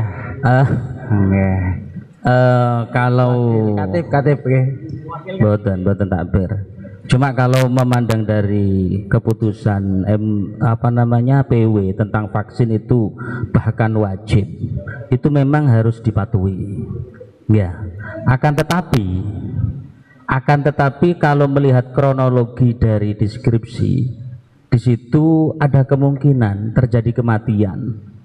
Bahkan itu tidak terjadi 1-2 kali, berkali-kali. Ini artinya bisa dibuat tendensi bahwa adat itu sudah bisa mewakili untuk dilegitimasi kalau memang orang itu terjangkit penyakit kemudian divaksin akan meninggal. Ini berarti suatu kekhawatiran yang sangat sekali. Artinya kalau seseorang memaksakan diri bisa jadi betul-betul meninggal karena banyak contohnya. Lah ini jika diwajibkan maka akan menabrak sebuah dalil wala tulku biaidikum ila tahluka. Satu. Kedua la dororo wala biroro. Lah ini kalau menurut saya apakah boleh memalsukan demi untuk menjaga maqasidus syariah tentang hibdun nafsinya, itu ya boleh-boleh saja. Kenapa? Karena ad-daruratu tubihul mahdzurat. Itu dalam keadaan darurat jelas ini tidak mau divaksin karena ada riwayat sakit. Kalau saya divaksin mati, maka saya tulku ilah luka. Nah ini saya kira seperti itu. Takbirnya terima kasih. Takbirnya langsung Quran. Ya, terima kasih. La tulku bi aidikum ila tahluka la darara wa la dirara. Terima kasih. Oke. Takbirnya langsung istimbat ya, Quran, hadis, kaidah ngoten tok ya. Halo, Gus. Biasanya ini masalah makanya tadi kan saya bahas ini vaksin yang pertama apakah vaksin kedua gitu loh. Vaksin pertama masih seperti itu, tapi katakan yang vaksin 50 orang paling yang mati 4 orang 5 orang tuh. Iya, paham kalau jenengan paham ya. Jenengan tidak mau sepakat dengan Tanggulangin sebenarnya. Saya sudah tahu. Saya sudah paham. Kalau vaksin yang kedua insya Allah tidak ada gitu. Ditaruh dulu nggih. Ini menurut jenengan. Tanggulangin tadi menurut saya. Kan beda-beda menurutnya, ngoten ya. Sampun promosi ya. Monggo Bapak Promus, ada pertimbangan menurut saya banyak yang mati bisa jadi menurut saya juga pertimbangan dari ibarat. Di dalam fikih Islam itu kan ada hakul insan awil abdi wa huwa ma yaqsidu minhu himayatu maslahati syah. Iya. Maslahatus syah. Sawa'un kana al haqqu aman kal hifad ala sihha wal aulad wal amlal ila akhirih. Jadi wajib menjaga maqasidus syariah. Menurut jenengan, menurut kita fikih juga sama. Kalau menurut yang periksa, saya juga menjaga sehat vaksin biar tidak terkena corona. Itu yang tidak terkena penyakit. Makanya ya wes yang terjangkit penyakit beda lagi. Nah makanya seperti itu. Nggih pun saya paham juga. Saya minta arahan kepada Bapak Promus saja. Monggo. Tambahan mungkin Rois dan wakil katibnya beda ini. Ya, sebelum promus niki promus selaknya kelmik Bos ya. Rois Surya Tanggulangin dengan salah satu praktek di lapangan ketika vaksin untuk mencegah agar supaya orang yang punya penyakit peserta itu tidak divaksin kan masih ada screening. Biasanya kalau yang punya penyakit nggak divaksin. Kalau memang memaksakan diri divaksin, yo apa iki mang gaya ngene iku mang pengumuman langsung nggih tambahan gitu. Terima kasih ampun ojo kan sedati semek niku ngomong maneh kok kopi niku pengen namun saya urut ya niku yang sebelah waru dulu ya nggih urut waru monggo salam nggih petugas, enten panitia, ngapunten Gus, nggih Gus Mas ya. Ada petugas. Nggih. Pak Garnusa mboten napa-napa ya. Aduh kok yai ini bagian mic ya. Canas mic. Ngapunten yai nggih. Nggih. Wah. Bisa ada petugas dari internal monggo yang membagi-bagikan mic niki. Pak panitia nun sewu nggih. Niki yai niki. Nggih. Ngapunten monggo. Nggih, ngapunten. Jadi memang kalau kita lihat dari sisi membahayakan diri, kita mungkin bisa pakai la dororo wala diror. Nggih. Tapi sementara cara jenengan Gus ngapunten untuk menjawab soal ini Gus. Cara jenengan mawon pun dengan pandangan. Cara jenengan untuk menjawab ini, apakah boleh memasukkan kartu vaksin ini? Jawaban jenengan dari Waru bagaimana? Tidak boleh. Oh tidak boleh Tidak karena ada unsur. Jawabannya? Unsurnya juga dengan alasan tadi la dororo wala diror. Karena doror di sini bukan hanya untuk dirinya. Dari segi membahayakan diri memang iya, tapi juga mempertimbangkan yang lain. Jangan baca soalnya atau belum Gus? Nggih. Coba dibaca Gus. Kok lah doror nih Gus ya? Mboten. Loh, coba dibaca dulu soalnya. Kalau baca ulang nggih. Nyambung jawab kalau soalan. Ken kalau wasrin. Dalam ibadah haji dan umroh ada salah satu syarat yaitu harus vaksin. Nggih. Padahal orang tersebut mempunyai riwayat penyakit penyerta. Apabila divaksin, dimungkinkan 50% terjadi kematian, juga bisa kebal virus corona. Dari sini juga saya iskal dengan pertanyaan ini. Iskalnya gimana? Ini prediksi sendiri. Ya, sebentar. Ngapunten, sebentar saya moderator. Mau katakan ini loh ya. Lemaksa aku ya. Ngapunten Gus ya. Pertanyaannya jangan beginilah. Ini pertanyaannya apakah boleh memalsukan? Tadi yang atas sudah diralat, ada yang diganti. Mungkin jenengan karena keterlambatan saja ngapunten nggih. Ngoten mawon. Boleh untuk memalsukan. Niki pertanyaannya terkait apa? Ngapunten Gus. Secara mutlak. Panitia ambil saja lihat kesuwan mic ke panitia ya. Moderator berkuasa ngapunten Gus nggih. Ini pertanyaannya, jenengan baca selanjutnya pertanyaannya. Apakah boleh memalsukan kartu vaksin dengan tujuan melakukan ibadah rukun Islam kelima dan menjaga kelangsungan hidup? Ini kenapa jawabannya? Jenengan jawab la doror wala diror udah nyambung. Coba dijawab Gus niki. Saya nggak menjawab tentang la doror wala diror. Cuma menyikapi yang tadi itu loh, yang boten Gus niki jenengan saya minta jawaban jenengan bagaimana menyikapi jawabannya tidak boleh. Karena karena pertimbangannya ini gini. Vaksin itu pertimbangan bukan untuk dirinya sendiri juga. Boleh. Tapi juga mempertimbangkan orang lain kan. Tidak boleh berarti? Tentu tidak boleh. Karena ya tadi la dororo wala diror. Ini membahayakan diri sendiri. Sampun orang. Panitia, tolong diambil mic-nya panitia. Ngapunten. Bun, nggih mic-nya diambil. Nggih, diambil niki sedati setuju. Supun mic-e ya. Nggih. Bun. Pun saya serahkan kepada Bapak Bromus ngapunten Gus nggih. Itu saudara saya juga sebenarnya. Karena lambat saja pengen ngomong maksa nak nyambung akhirnya. Ngapunten Gus nggih. Bapak, kita mengacu pada keputusan sebelumnya dari PW itu yang mewajibkan zahiran dan batinan ya. Selanjutnya kita lihat posisi orang seperti ini.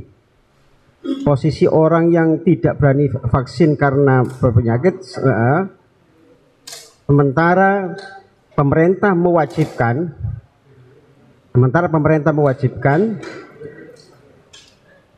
apakah posisi orang ini dalam konteks istitoah, andai umrohnya itu berhukum wajib, apakah dia masih wajib melakukan umroh?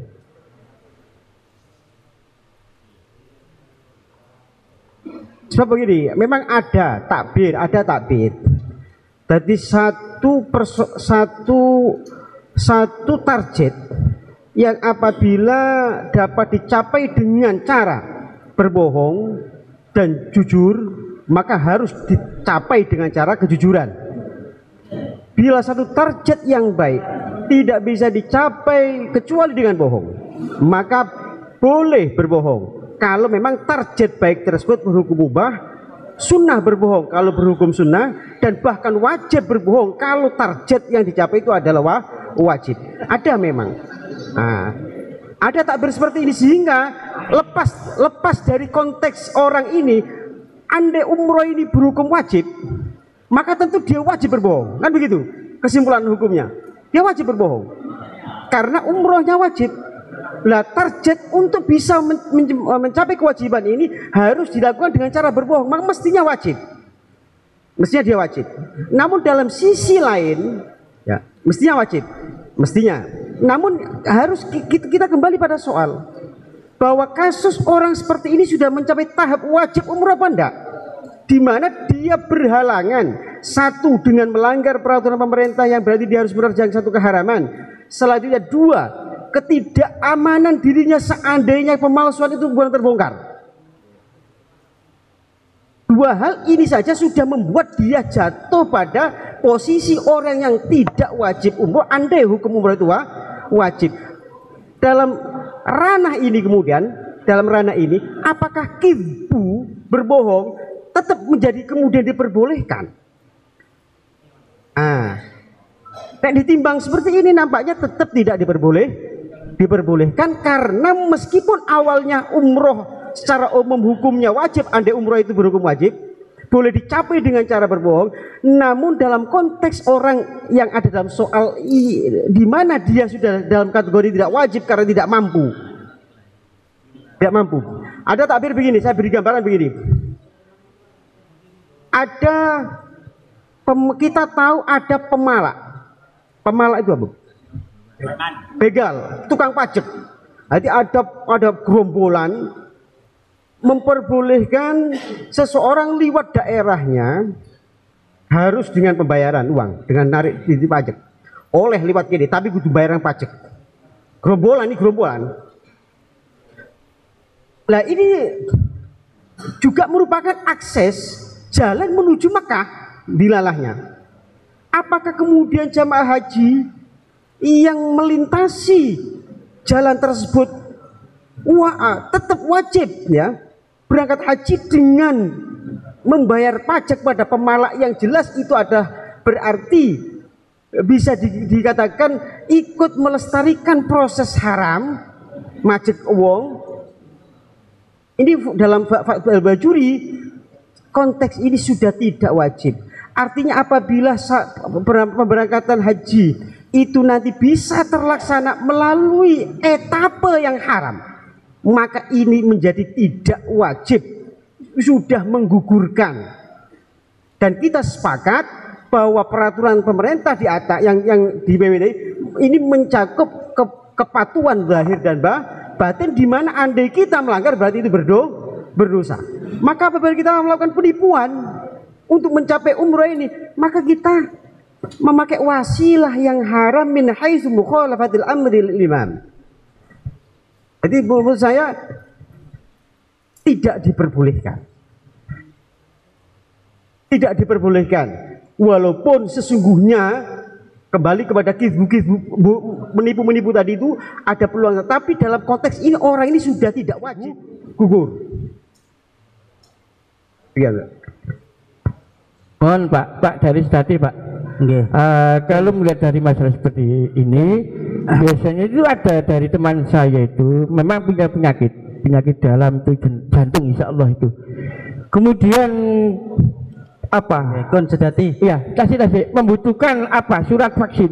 Biasanya itu ke dokter beli suratnya tapi divaksin. Terus ini naik Pak nasi contoh kan ini contoh realita. Nah nanti metu itu keluar takdirnya. Kemudian di sini naik dari dokter ingatan, ya, betul ngarang nih, insya Allah dari Gebang Bu Yuyun, tak kena surat, tapi gak ada vaksin, akhirnya dibayar, insya Allah bayar 200 apa, itu, tak kena, tapi gak ada vaksin, gitu lah, boleh tiang ini butuh mana enggak, cuma kita memiliki ini dalirin di mana, nopon gitu.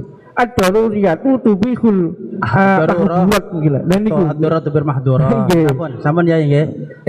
Itu hanya satu contoh, mungkin bukan hanya teman jenengan, yang lain juga banyak mungkin ya. Dari rumusan yang muncul barusan apa bisa disepakati Yang jelas konteks jelas dijelaskan kitab tadi itu yang asalnya tidak boleh, bisa boleh dan ini tidak. Itu hanya pengiklalan saja yang pada intinya di sini tidak diperbolehkan memalsukan surat vaksin tersebut karena ada unsur mukhalif li amril imam, tidak mematuhi peraturan pemerintah. Bagaimana dengan rumusan ini? Coba. Pak Ben. Sepakat? Belum sepakat, belum. Yang Tanggulangin belum sepakat. Yang tidak sepakat nggih ngapunten, yang Tanggulangin belum sepakat. Ya, tunggu. 1 sepakat ya, mboten. Kalau memang kalau memang mengacu pada rumusan PW yang mengatakan wajib, itu memang betul. Tapi fi halatil ikhtiar. Kalau fi halatil darurat seperti orang yang sudah mengidap penyakit, dokter sendiri itu tidak mau menyuntik, menvaksin, bahkan melarang. Saya paham. Ini kalau dipaksakan jelas paham. Tulku ila tahluka. Paham. Coba ini dipahami betul. Paham, saya paham betul. Kalau dalam rangka itu memalsukan kemudian berbohong, lanjut. Rasulullah sallallahu alaihi wasallam Muhammad. Al-kidzu kulluhu itsmun illa ma nafa'a bihi au dafa'a anhu darar. Itu hadis itu. Ya sudah paham. Memang betul berbohong. Berbohong itu dosa. Sudah tapi kecuali ada manfaat atau menolak kemudaratan. Itu jelas diperbolehkan karena itu fi halatid darurat. Terima kasih, saya paham. Terima kasih. Jangan hanya mohon dipertimbangkan ini. Saya mateni awake dhewe. Sudah saya timbang nanti ya. Oke, Waru. Mohon dari Sati Pak, Ya, dipertimbangkan dulu kemudian ditata supaya perumusannya baik gitu loh. Nggih. Saya timbang semuanya nanti ya. Monggo. Duh, moderator gede dhewe sangune kok terus. Monggo ya. Monggo, Sedati. Sepakat mboten Sedati? Nggih. Sampun Yai dari Promos ngapunten Gus sangat nggih monggo mikirian kedik mawon lek sepakat ya wis dari Promos niki ya. Nggih, Bun. Nggih, memang saya sepakat, tapi kalau alasannya hanya kizbun saja, itu masih ada alasan lain. Ya ini tadi, orang yang divaksin dihukumi wajib pun alasannya adalah membahayakan dirinya. Dia nggak divaksin kok keluar. Ini justru malah harus ada hukum khizun nafsi tadi. Terima kasih masukan dari Pak Tanggulangin tadi sama dengan Waru Bapak Promus. Apakah kewajiban ini tidak perlu dipilah kecuali bagi mereka dalam rumusannya yang kalau dia vaksin memang malah tambah sakit karena sudah punya penyakit bawaan sebagaimana deskripsinya, atau bagaimana? Monggo kalau ini memang ditambahkan, monggo ditambahkan langsung di-Fatihai. Pertimbangannya hanya itu saja. Karena kenyataannya dokter memang tidak mau memvaksin kalau memang punya penyakit ya. Ada surat saja. Tadi saya rasa tidak perlu ditambahkan ya, karena kriteria orang yang divaksin itu kan jelas harus sehat, dan mereka yang tidak layak vaksin karena ketentuan ini untuk hal-hal yang berkaitan dengan administrasi membutuhkan vaksin, kartu vaksin itu cukup dia membutuhkan bukti dari rekomendasi dari dokter mana bahwa dia memang tidak bisa dilakukan vaksinasi, itu sudah lolos kok. Jadi pemerintah dalam hal ini sudah mateng. Sehingga apabila kemudian kita melakukan tafsilan bahwa nek wong divaksin mati, ini gak percuma gitu loh, karena gak terjadi. Di mana pemerintah juga gak akan memvaksin orang seperti itu.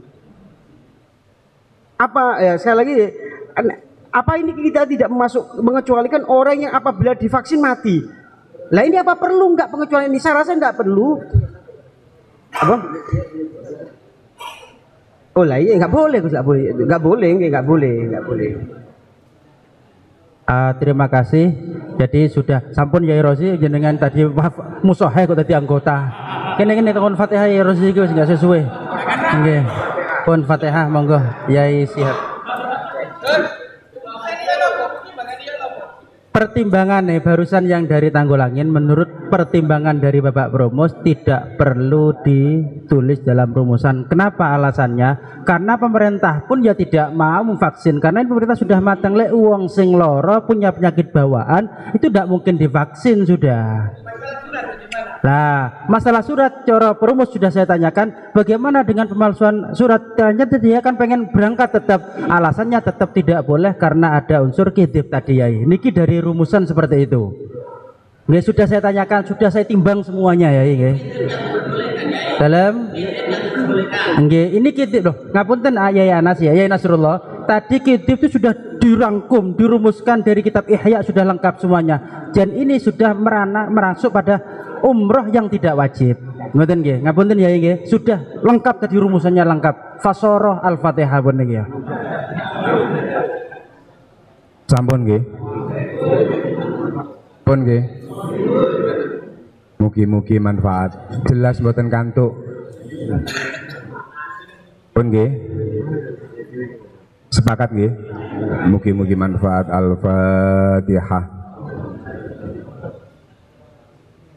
Maliki yaumiddin. Iyyaka na'budu wa iyyaka nasta'in ihdinas siratal mustaqim siratal ladzina an'amta 'alaihim ghairil maghdubi 'alaihim waladdallin. Amin. Alhamdulillah, sekarang menginjak pada pertanyaan berikutnya yang keempat.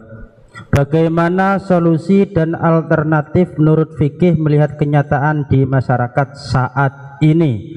Ada yang perlu ditanyakan dari pertanyaan ini? Pertanyaan dalam jelas lagi pertanyaannya, kenyataannya gimana? Oh nggih, berarti minta diperjelas maksudnya kenyataan ini bagaimana, ngoten nggih? Nggih. Tidak bisa menerima kenyataan Tanggulangin ini. Nggih, bagaimana kenyataannya Tanggulangin tidak bisa menerima kenyataan yang terjadi. Sedati mau nopo sing seneng mic mulai mangi iki. Cedek mic sih guys ya. Kalau tadi dilemparkan pada sahur yang lain biar enggak. Lek jenengan minta terjemah, ya meneng ae ngono ngacung ngoten ya. Monggo. Mboten enten nggih. Hanya ada satu pertanyaan. Nggih, tunggu. Nggih. Ya, maksudnya kenyataan di masyarakat ini bagaimana Yai Anas? Dari Yai Nasrullah ini tanya, kenyataannya ini bagaimana? Kenyataan saat ini bagaimana? Beliau tidak bisa menerima kenyataan. Harus diluruskan. Nggih. Monggo dijelaskan. Dijelaskan lagi monggo.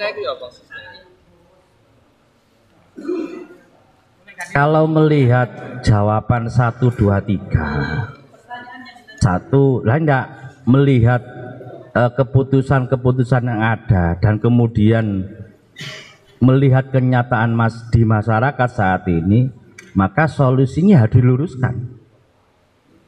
diluruskan dengan apa yang sudah ada pada keputusan keputusan PW dan keputusan pemerintah. Sudah seperti itu solusinya ya. Iya sudah. Berarti itu bukan penjelasan pertanyaan ya, itu urusan. Iya. Langsung. Nah terus gimana? Kan cari solusinya. Enggak, solusinya mengikuti prosedur yang ada, gitu aja sudah. Iya kan? Kalau memang enggak boleh, dipaksakan juga enggak boleh, dipalsukan enggak boleh. Ya mengikuti prosedur yang ada. Solusinya sabar. Dan saya enggak punya dasar. Di dalam angan-angan saya, ketika memang dokter tidak bisa memberikan surat vaksin, maka ada keterangan khusus bagi orang ini, dan itu legal di WHO itu. Justru kalau nanti dipaksakan, justru pihak pemerintah atau dokternya ketuntut itu. Makanya solusinya ya diluruskan sesuai dengan prosedur yang ada sudah. Alhamdulillah ya. Beliau suruh menjelaskan soal malah ngerumuskan sak solusinya pisan ya. Niki berarti sail yang cerdas plus perumus niki ya. Nggih. Terus pundi ya? Yang dari Tanggulangin sing ngotot niki terus pundi? Mpun nggih, sudah memahami kenyataannya beliau sail seperti itu. Sampun. Solusinya beliau adalah solusi dengan bahasa tasawuf ya, diarahkan, diluruskan ya. Nggak ada lagi yang lain. Baik tasawuf mahane wis ngeten nggih. Sampun Yai. Yai. Niki monggo nang mari. bagaimana solusi alternatif menurut fikih melihat kenyataan di masyarakat di atas? Kenyataan sing ndi iki? Iya. Moderatornya tanya lagi kan? Moderatornya sendiri aja bertanya. Iya, pertimbangan di masyarakat yang terjadi semacam itu macam-macamnya pertimbangan masyarakat. Nunggu ya. Mboten, niku kenyataan satu apa bisa memunculkan kalau merujuk surat ke pertanyaan yang ketiga nggih. Pertanyaan ketiga itu sepertinya mengarah kepada kenyataan pemalsuan data. Bisa itu. Yang kedua, kenyataannya bisa mungkin wong loro nek dipeksa menurut pertimbangan dokter membahayakan.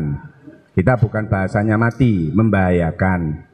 Itu makanya kenyataan fenomena masyarakat yang dipertanyakan itu yang mana? Yang pemalsuan data. Pemalsuan data.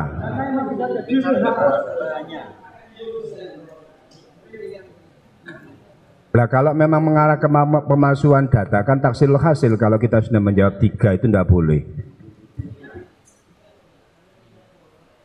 Loh langge. Solusi apa lagi? Niki solusi berangkat umroh, apa solusi untuk pemalsuan data? Cek gak vaksin. Terus ngeten lho, ngapunten. Kalau mengarah kepada yang dimaksud fenomena masyarakat yang memalsukan. Sambil nunggu mungkin yang lain bacakan takbir. Dalam syarwaninya qauluhu bi khilafi qauluhu na'am allazi yadharu annama umira bi mimma laysa fihi maslatun amah la yajibu imtisaluhu illa dhahiran faqat bi khilafi ma fi dzalika yajibu batinan aidan. Terus ilang qol aqulu, komentarnya Syarwani mengomentari Tufa Ibnu Hajar Al-Hitami, aqulu huwa kadza mimma fi maslatun am aidan fi ma yadharu idza kanat tahsulu ma'al imtisal dhahiran faqat. Jadi kalau komentarnya Syarwani itu yang wajib cuman dhahiran faqat bukan batinan. Tapi dalam kitab Bughiyahnya yang marji dari Tufa itu wajibnya adalah ngapunten. Komentar tahu dibaca lagi, kemudian pas pada yang mahal syahid yang akulu itu dipelan-pelan ya. Tadi di Bughiyah dengan Tufanya kan ada bahasa maslahatun amah. Ya, maslahatun amah. Dibaca pelan-pelan khususnya akulunya nanti. Akulu itu yang belakang. Qauluhu mimma laisa fihi maslah ila akhiri. Aqulu wa kadza mimma fihi maslatun ama aidan fima yadhharu idza kana tahsulu ma'al imtisal dhahiran faqat. Jadi kan tadi ada maslahatun amma. Kalau dalam Bughiyah atau dalam kitab Tuhfanya wajib dhahiran batinan. Akan tetapi kalau di Syarwaninya dijelaskan bukan batinan tapi dhahiran faqat. Kalau yang masalah amah ya. Ya, ini kan yang jelas sifatnya maslahatun amah, adanya vaksinasi. Terima kasih. Komentarnya Syarwani. Syarwani. Sinten? Syekh Abdurrahim. Abdurrahman Abdurrahim Syarwani nggih. Nggih pun. Niku ya. Bagaimana Bapak Promus ini ada nggih ya napa? Aku loh. Jadi ilang kol aku loh. Nggih. Bisa dicek Syarwani ya. Maktabah Samilah. Terus kirimnya Gus nang grup LPM Gus. Nggih. Mau dikirim ke grup bisa? Nggih, nggih. LPMPC. Nggih, LPMPC apa? LPMPC langsung atau pengurus boleh. Monggo, mungkin masukan dari yang lain saja. Saya rasa ini sudah maksimal kok ya. Jadi tinggal bagaimana cara kita memandang saja. Coba saya akan kronologikan ya masalah ini. Corona ini adalah persoalan yang sudah mewabah ya, dan tingkat penularannya juga sangat tinggi. Dalam konteks ini ada kewajiban pemerintah ialah untuk melindungi warganya. Yajibu ala rais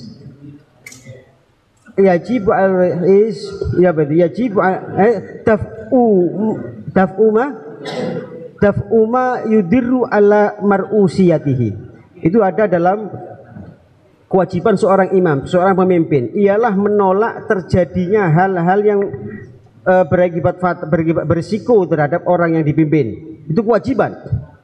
Maka langkah pemerintah mengambil inisiatif, langkah pemerintah mengambil vaksinasi ini, acara vaksinasi ini ada suatu kewajiban, tugas wajib sebagai seorang pemimpin yang harus melindungi orang yang dipimpin, suatu kewajiban sudah. Kemudian dalam konteks kewajiban, ya, kewajiban. Kemudian kita lihat kasusnya. Vaksinasi ini adalah vaksinasi dalam konteks pandemi ini adalah satu kegiatan untuk pengobatan dini, ya, atau pencegahan. Dalam istilah fikih, ya, saya temukan dalam taqaid, hal ini disebut nama dengan istilah at-tadabbub qabla nuzulid dawa. Pengobatan dini. Pengobatan dilakukan sebelum tertimpa penyakit. Atau pengobatan dini lah, ya. Bagaimana kemudian at-tadabbub ini, ya? At-tadabbub ini bagaimana hukumnya karena penyakit belum datang? Lah, ashabuna Malikiyah mengatakan itu makruh. Wa minal fuqaha man ajaza. Sebagian ulama, nggak disebutkan di sini, ulama mana ini jasa. Namun Shahibul Dakhair kemudian menggarisbawahi wa aro in khosya nuzulah, bila dikhawatirkan akan terjangkit. Nah, kita bisa pahami corona ini mudah menjangkit apa enggak?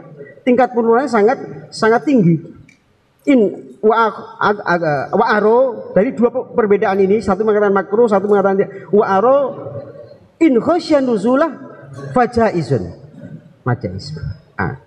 Dari sini kemudian kita masuk pada amrul imam. Pemerintah apabila fajais, apabila perintah imam itu berlatar belakang sesuatu yang mubah, namun terdapat maslahah ammah, dan sebelumnya ini menjadi suatu kewajiban imam untuk menjalankannya, mengapa kemudian kita masih kebingungan bahwa ini zahirun wa batinan? Positif ini adalah zahirun wa batinan, kita wajib.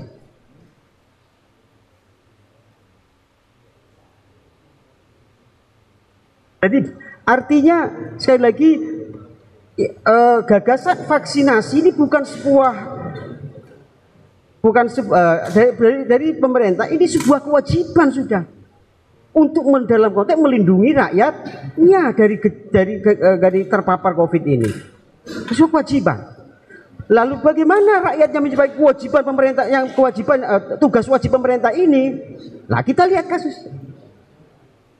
Nah, kasusnya ini adalah dalam rangka daf'ud doror. Daf'ud doror, menolak bahaya.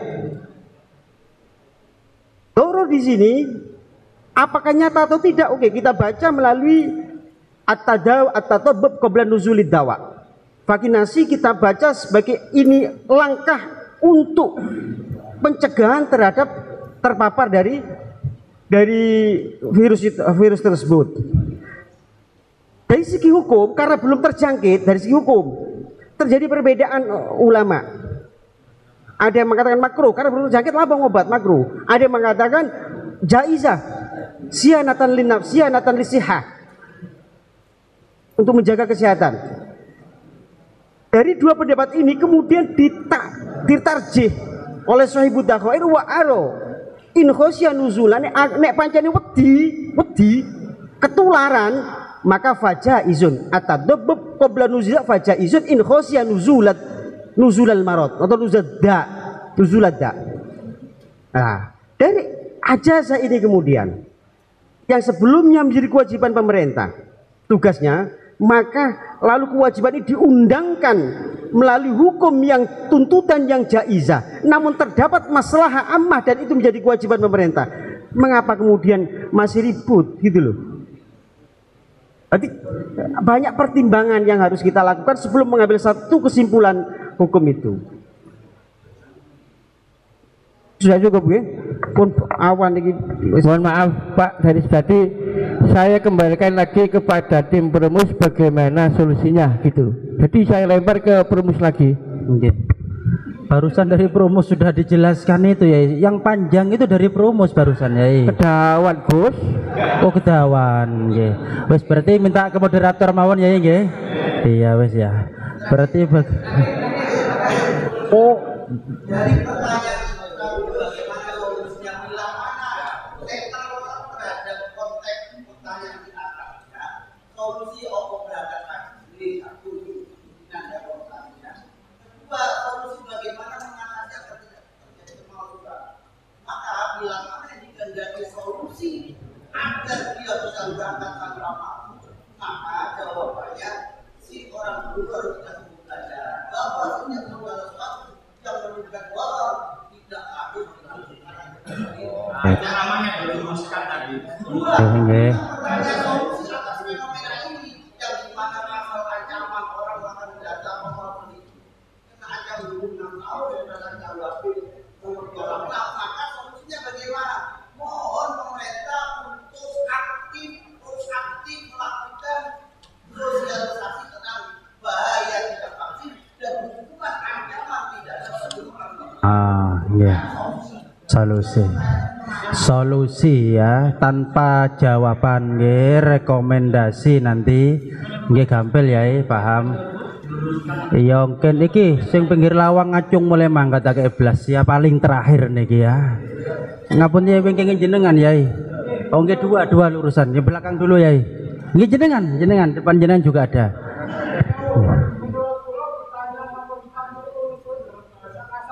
Oke. Oh, nggih pun, ya.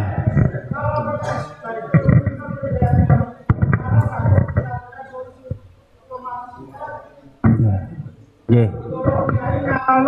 haram, bukan kurang ajar. Nggih, mantun. Monggo, siapa? Depannya monggo, Bah, monggo jenengan. Monggo. Yang terakhir langsung. Terima kasih, Yai. Nggih. Tadi sudah dipaparkan oleh tim perumus bahwa memalsukan itu tidak boleh karena kewajiban umarotnya, pemimpinnya adalah melindungi, menjaga kemaslahan umat. Okay? Tetapi mengingat dalam konteks haji itu yang sekarang terjadi di Indonesia perlu kurun waktu yang lama dalam daftar tunggunya, dalam menunggunya bisa puluhan tahun. Nah, kok pikiran saya, kok begitu dapat undangan jamaah haji berangkat, begitu periksa di dokter ternyata sekonyong-konyong dapat status tidak bisa berangkat karena nah, apakah ini tidak menimbulkan shock? Satu, psikis. Yang kedua, yang tadinya sudah diketahui penyakit jantung tambah dia langsung mendadak meninggal tuh ya. Nah, mungkin saja solusinya terhadap kasus ini pihak pemerintah bisa memberikan pemberangkatan dengan catatan khusus bagi yang bersangkutan. Dengan catatan warning dari rumah sakit, warning atau catatan khusus bagi orang ini sehingga orang ini satu psikisnya terjaga, yang kedua kesehatannya juga terjaga. Mungkin di sana ada tindak lanjut dari kasus ini. Terima kasih.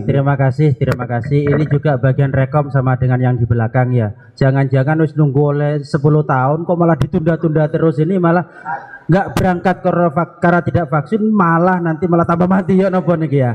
Apakah ini membutuhkan rekom ya? Ini nanti urusan PC masuk ke rekom apa tidak? Ngoten nggih.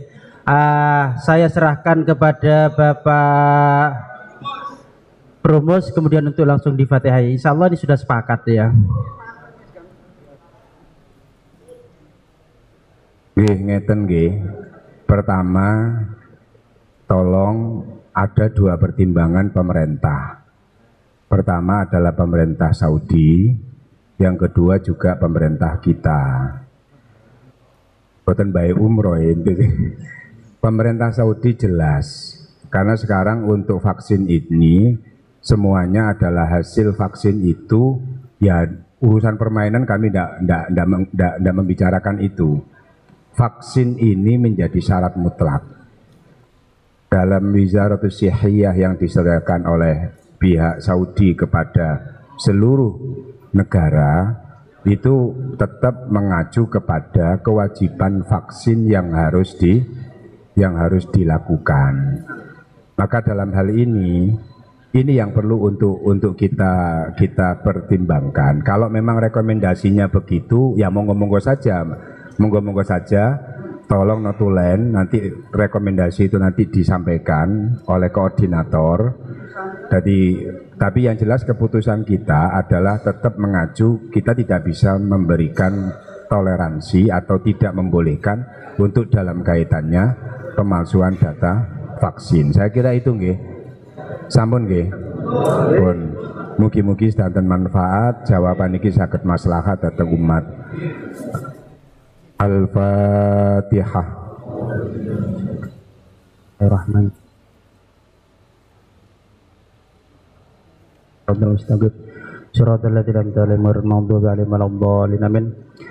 Alhamdulillah, materi sidang Komisi Masail Diniyah sudah selesai bahkan sebelum waktunya.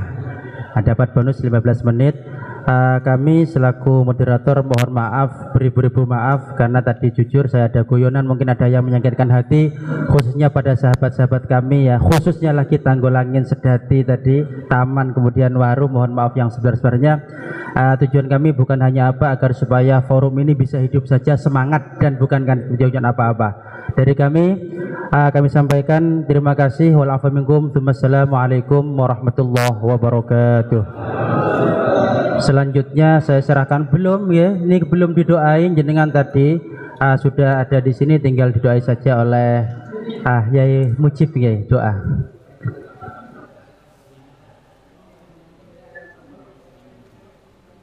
Terima kasih para kiai. Saya sampaikan bahwa sampai tadi pagi Ketua OC itu masih meragukan komisi ini. Pagi saya masih di SMS, saya di WA, Pak Mujib, Komisi Masail Diniyah itu bagaimana? Sudah oke apa belum? Gitu. Begitu. Saya tanpa ragu menjawab, dan karena sudah di-share hasil rapat kemarin, saya tunjukkan oke-nya tidak satu, oke tak tambahi jempol. Itu begitu. Yang kedua, kita memang menjadi peserta yang terbanyak, meskipun tepatnya terpanas. Ya, jadi panas suasananya, ya karena panas ini para pesertanya terlalu banyak. Jadi banyak peserta di komisi lain yang ikut nimbrung di sini. Saya terima kasih.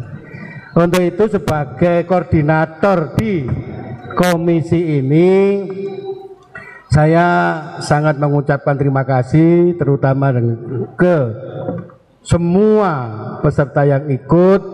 Bagaimana tidak baru datang diberi masailnya, sehingga hanya sing diwalak-walik tok. Ya, jadi mungkin tidak sempat karena biasanya kan 2 minggu 10 hari, sehingga banyak kesempatan untuk mentelaah di rumah masing-masing. Yang selanjutnya mohon maaf yang sebesar-besarnya, ya saya tadi sudah diberitahu oleh pengasuh di sini Gus Wahid bahwa tempatnya itu di samping paling tinggi, tapi ya itu tadi paling tidak nyaman.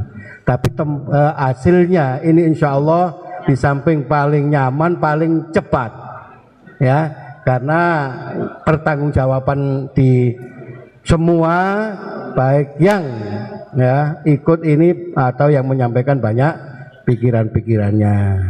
Untuk itu sekali lagi terima kasih dan mohon maaf kepada semuanya atas nama koordinator Komisi Masail ya. Menyampaikan terima kasih, dan saya selanjutnya saya kembalikan kepada pimpinan untuk ditutup dengan doa. Mudah-mudahan kita kembali dengan lancar dan selamat. Terima kasih. Assalamualaikum warahmatullahi wabarakatuh.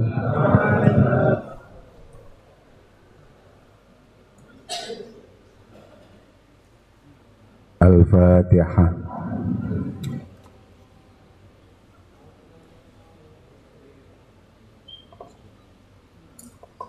Bismillahirrahmanirrahim. Alhamdulillahirabbil alamin. Allahumma shalli ala sayyidina Muhammad wa ala ali sayyidina Muhammad. Walhamdulillahirabbil alamin. Allahumma anta maqsuduna wa ridhaka matlubuna.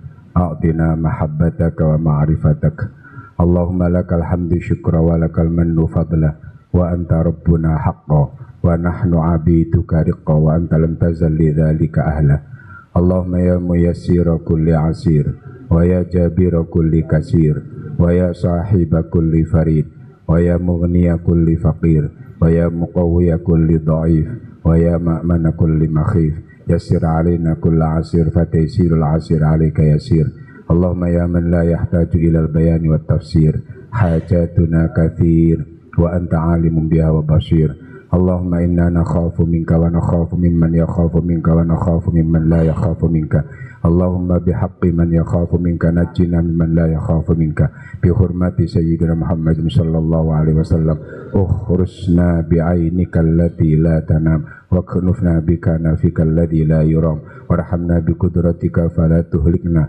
وأنت رجاؤنا برحمتك يا أرحم الراحمين ربنا آتنا من لدنك استقامة وارزق لنا رزقا حلالا طيبا اللهم يا ميسر يسر يا مدبر دبر يا مسهل سهل سهل علينا كل عسير بجاه البشير النذير إنك على كل شيء قدير اللهم لا تجعل في مجلسنا هذا أحدا إلا غسلت بماء التوبة ذنوبه وسترت برداء المغفرة عيوبه وصلى الله على سيدنا محمد وعلى آله وصحبه وسلم بفضل سبحان ربك رب العزة عما يصفون وسلام على المرسلين والحمد لله رب العالمين الفاتحة